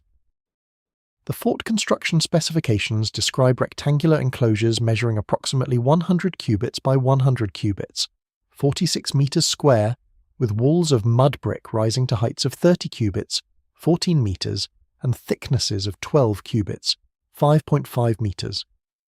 These substantial walls would have provided effective protection against assault by forces lacking siege equipment, while creating elevated positions from which defenders could observe approaching forces and direct defensive fire. The corners of each fort featured projecting towers that extended beyond the wall line, creating positions from which defenders could direct flanking fire along the wall faces, a sophisticated defensive principle that became standard in later fortification design. The garrison strength specified for these forts averaged 60 soldiers per installation, creating a total defensive force of approximately 1,000 troops distributed along the entire fortification line. This garrison density would not have been sufficient to defend against major military expeditions, but was adequate for monitoring frontier regions, intercepting small raiding parties, and providing early warning of larger force movements that would require response by field armies. The texts describe communication systems linking the forts, including signal fires visible between adjacent installations that could relay alarm signals along the entire chain within hours, enabling coordinated responses to frontier threats. The provision storage specified for each fort included capacity for 90 days of grain supplies for the full garrison, calculated at standard ration rates, plus storage for weapons, repair materials, and medical supplies. This storage capacity would sustain isolated garrisons through extended periods when supply convoys could not reach frontier positions due to weather conditions or military operations. The specifications also describe water storage systems including cisterns excavated within fort compounds that could be filled during rainy seasons and would provide emergency water supplies during dry periods or siege conditions. The attention to logistical details in these specifications demonstrates sophisticated understanding of the practical requirements for maintaining military forces in remote frontier positions. Archaeological investigation using satellite imagery has revealed features that may represent remnants of these fortification systems. Linear arrangements of low mounds showing regular spacing patterns have been detected in the northern regions of Iraq corresponding to the general alignment described in the military texts. Individual mounds within these alignments show characteristics consistent with degraded fort structures, including roughly square outlines, dimensions matching the textual specifications, and occasional corner projections suggesting tower positions. Ground surveys of several of these sites have confirmed the presence of archaeological materials, including ceramic fragments and architectural debris, dating to the late 3rd and early 2nd millennia BC, consistent with the documented period of Ur-III and Old Babylonian military operations in the region. Excavations conducted at one promising site in 2006 uncovered substantial mud brick architecture, including wall foundations measuring approximately 5 meters thick constructed of fired brick at the base, with mud brick superstructure. The excavated wall alignments created a rectangular enclosure matching the dimensions specified in the military texts. Interior features included what appeared to be barrack structures for housing garrison troops, storage facilities with large ceramic jars suitable for grain storage, and a central cistern excavated into the underlying bedrock and lined with waterproof plaster. The construction techniques and materials matched those described in the administrative specifications, strongly suggesting that this site represents one of the frontier forts documented in the ancient texts. The defensive strategy evident in these fortification systems reflects sophisticated military thinking about territorial control and threat management. Rather than attempting to create impenetrable barriers that could prevent all incursions, the fort chain functioned as a monitoring and early warning system that enabled central authorities to detect threats, assess their scale and direction, and deploy appropriate military responses, the communication systems linking the forts enabled rapid information transmission that could alert field armies to emerging threats, while the forts themselves provided defendable positions where small forces could delay enemy advances until reinforcements arrived. This defensive concept demonstrates understanding of strategic depth and the principle that effective defense requires intelligence gathering and mobile response forces rather than static barriers alone. The eventual abandonment of these frontier fortification systems followed the political fragmentation that characterized the post-Earth III period.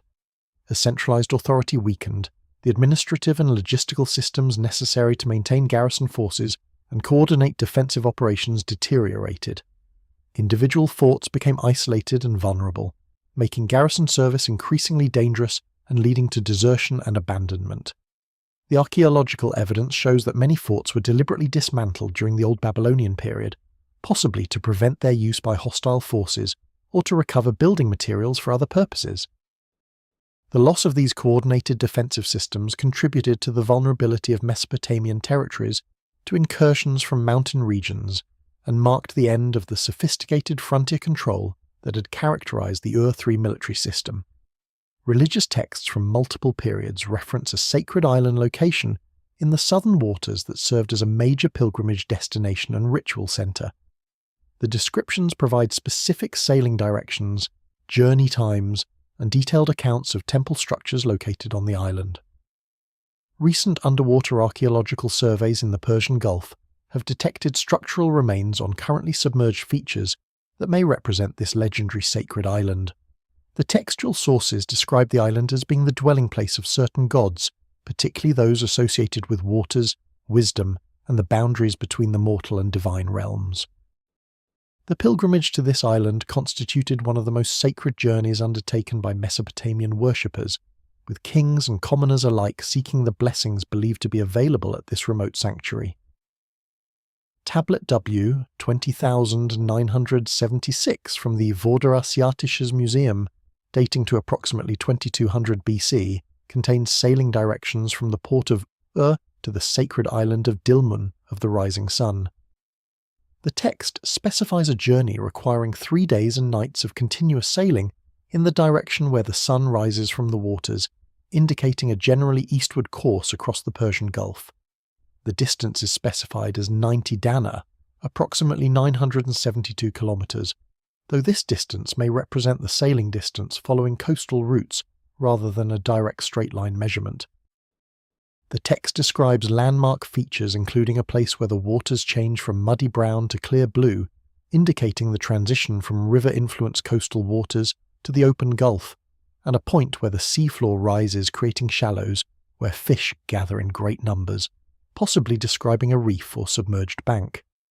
The island itself is described as being of modest size, measuring approximately 4,000 cubits in circumference, roughly 1.8 kilometers around, rising from the sea as a low mound of land covered with date palms and other vegetation sustained by freshwater springs. The text describes 3 main springs bubbling up from the ground, each associated with a different deity and believed to possess distinct healing properties. The northern spring produced water that cured diseases of the eyes, the southern spring yielded water that healed wounds and skin afflictions, and the western spring provided water that enhanced fertility and ensured healthy childbirth. Pilgrims travelled to the island specifically to bathe in or drink from these springs, offering prayers and gifts to the associated deities. The temple structures described on the island included a central shrine dedicated to Enki as lord of the sweet waters beneath the earth, positioned directly over one of the major springs so that water bubbled up within the temple courtyard. The shrine building is described as being constructed of dressed stone rather than the mud brick typical of Mesopotamian architecture, with walls decorated with shell inlays creating patterns of waves and aquatic creatures. The unusual use of stone construction may reflect the island's maritime location, where building materials had to be imported by ship, making fired brick impractical, while stone could be brought as ship ballast and served as durable construction material resistant to the corrosive salt air. The pilgrimage text describes specific ritual procedures to be followed by visitors to the island, including purification in the seawaters before landing, offerings of fresh flowers and aromatic woods at the shrine entrances, and night-long vigils in the temple courtyard during which pilgrims hope to receive divine visions or prophetic dreams. The most sacred pilgrimage occurred during the spring equinox when the sun rose directly in line with the temple's eastern entrance, creating a shaft of light that illuminated the innermost shrine chamber where the cult statue of Enki resided. Pilgrims who witnessed this solar alignment were believed to receive special blessings and divine favour for the coming year. Archaeological investigation of this sacred island has been complicated by uncertainty about its location and the possibility that sea level changes have submerged or destroyed the site. However, underwater surveys conducted between 2012 and 2016 in the eastern Persian Gulf have detected anomalous features on the seafloor that warrant investigation as possible, remains of the described sacred island. Multi-beam sonar mapping at a location approximately 90 kilometers east of the Qatar Peninsula, where water depths range from 18 to 25 meters, has revealed a slightly elevated feature covering approximately 1 square kilometer that shows geometric patterns inconsistent with natural geological formation. The detected feature includes what appears to be a roughly circular raised area, approximately 300 meters in diameter, surrounded by linear features that may represent walls or constructed boundaries. Within the central area, the sonar data reveals several distinct high-reflection targets that could represent substantial stone structures resistant to erosion despite millennia of submersion. Most intriguingly, the feature is located in a region where ancient freshwater springs are known to discharge from the seafloor, as evidenced by temperature and salinity anomalies detected in the water column above the site. The correlation between the structural anomalies and freshwater spring locations matches the textual descriptions of temple structures positioned over sacred springs. Limited underwater investigation using remotely operated vehicles has captured video imagery of the site showing worked stone blocks partially buried in seafloor sediments and covered with marine growth. The blocks show regular shapes and surfaces that appear artificially dressed, though the heavy incrustation makes detailed analysis difficult. The arrangement of visible stones suggests they may represent foundation courses of structures that once stood above sea level when the site functioned as an island sanctuary. Recovery and analysis of stone samples would be necessary to determine their geological origin and confirm that they represent imported building materials rather than natural geological features, but such invasive sampling has not yet been authorized. The timing of the site's submersion can be estimated based on sea level histories for the Persian Gulf region. The island would have been above water during the mid to late Holocene when sea levels were within 1 to 2 meters of current levels, but would have been subject to gradual inundation as sediment accumulation in the northern Gulf reduced water depths in some areas, while subsidence increased depths in others. The site's current depth of 18 to 25 meters below sea level suggests submersion occurred sometime during the past 4 to 6,000 years, consistent with the period when the sacred island appears in Mesopotamian religious texts. The abandonment of pilgrimage to the island, evidenced by the cessation of textual references during the late 2nd millennium BC, may reflect the progressive inundation that eventually made the site inaccessible or destroyed its sacred features.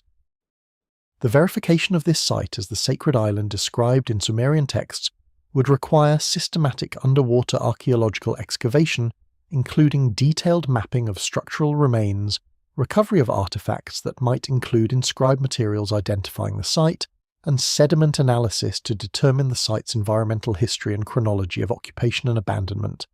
The potential scientific value of such investigation is substantial, as underwater sites often preserve materials and structures that would be destroyed in terrestrial contexts. The combination of religious significance, architectural interest, and environmental history makes the sacred island one of the most intriguing targets for future underwater archaeology in the Persian Gulf region.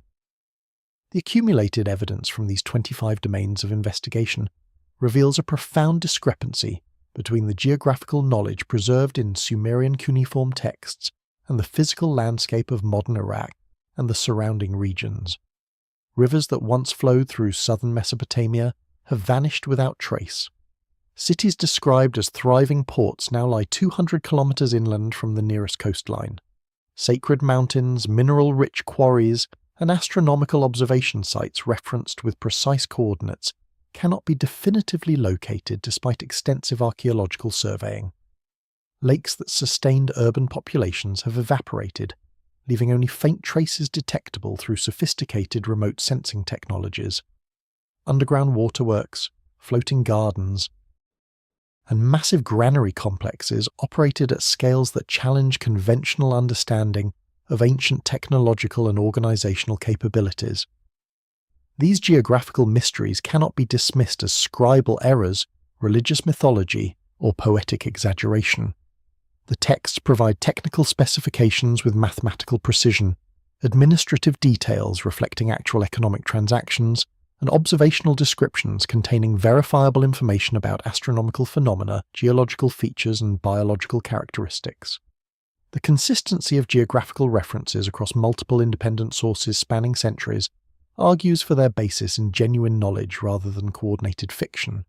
The correlation between textual descriptions and archaeological discoveries, where such correlation can be verified, demonstrates that ancient scribes recorded information about real places, real structures, and real environmental conditions even when those places no longer exist in recognizable form. The transformation of Mesopotamian geography over 4 millennia reflects the combined effects of natural environmental changes and human landscape modification, operating at scales difficult to comprehend from the perspective of individual human lifetimes. Sea levels have fluctuated by several meters, dramatically altering coastlines and submerging or exposing vast areas of formerly inhabited land. Rivers have changed courses, shifted their deltas, and redistributed hundreds of millions of tons of sediment that buried ancient landscapes under meters of accumulated deposits. Climate variations have altered precipitation patterns, raised or lowered water tables, and transformed productive agricultural zones into desert wastelands. Tectonic activity has uplifted mountains, subsided basins, and redirected underground aquifer systems that once fed the springs and wells upon which ancient cities depended. Human activities have accelerated and amplified these natural processes through deforestation that increased erosion rates, irrigation that raised soil salinity levels, and water management projects that redirected natural drainage patterns. The systematic exploitation of timber, mineral, and agricultural resources transformed regional landscapes, while the concentrated demands of urban populations depleted local environments and necessitated ever-expanding resource extraction from distant territories. The eventual collapse of the administrative systems that coordinated these complex resource networks led to the abandonment of irrigation infrastructure, the failure of water management systems, and the depopulation of cities that could not sustain themselves without the centralized logistics that had supported them. The preservation of geographical knowledge through cuneiform texts represents one of humanity's most valuable archives for understanding environmental change and the long-term consequences of human landscape modification. These ancient records document baseline conditions from periods before modern industrial impacts, providing crucial context for assessing current environmental trends and their historical precedents. The vanished rivers, drowned cities, and abandoned agricultural systems described in Sumerian tablets offer sobering lessons about the impermanence of human geographical arrangements and the vulnerability of civilizations dependent on stable environmental conditions that may prove transitory on historical timescales. As modern civilization confronts accelerating environmental changes including rising sea levels, shifting climate patterns, and resource depletion, the geographical transformations recorded in Mesopotamian texts acquire new relevance. The ancient scribes who meticulously documented the rivers, cities, temples, and landscapes of their world could not have imagined that their records would survive while the physical features they described disappeared so completely. Their texts now serve as monuments to lost geographies and as warnings that the landscapes we inhabit today may prove equally ephemeral when viewed across the vast expanses of historical time. Understanding what was lost and how it vanished provides essential perspective for managing what remains and anticipating what future generations may inherit from our own era of unprecedented environmental transformation.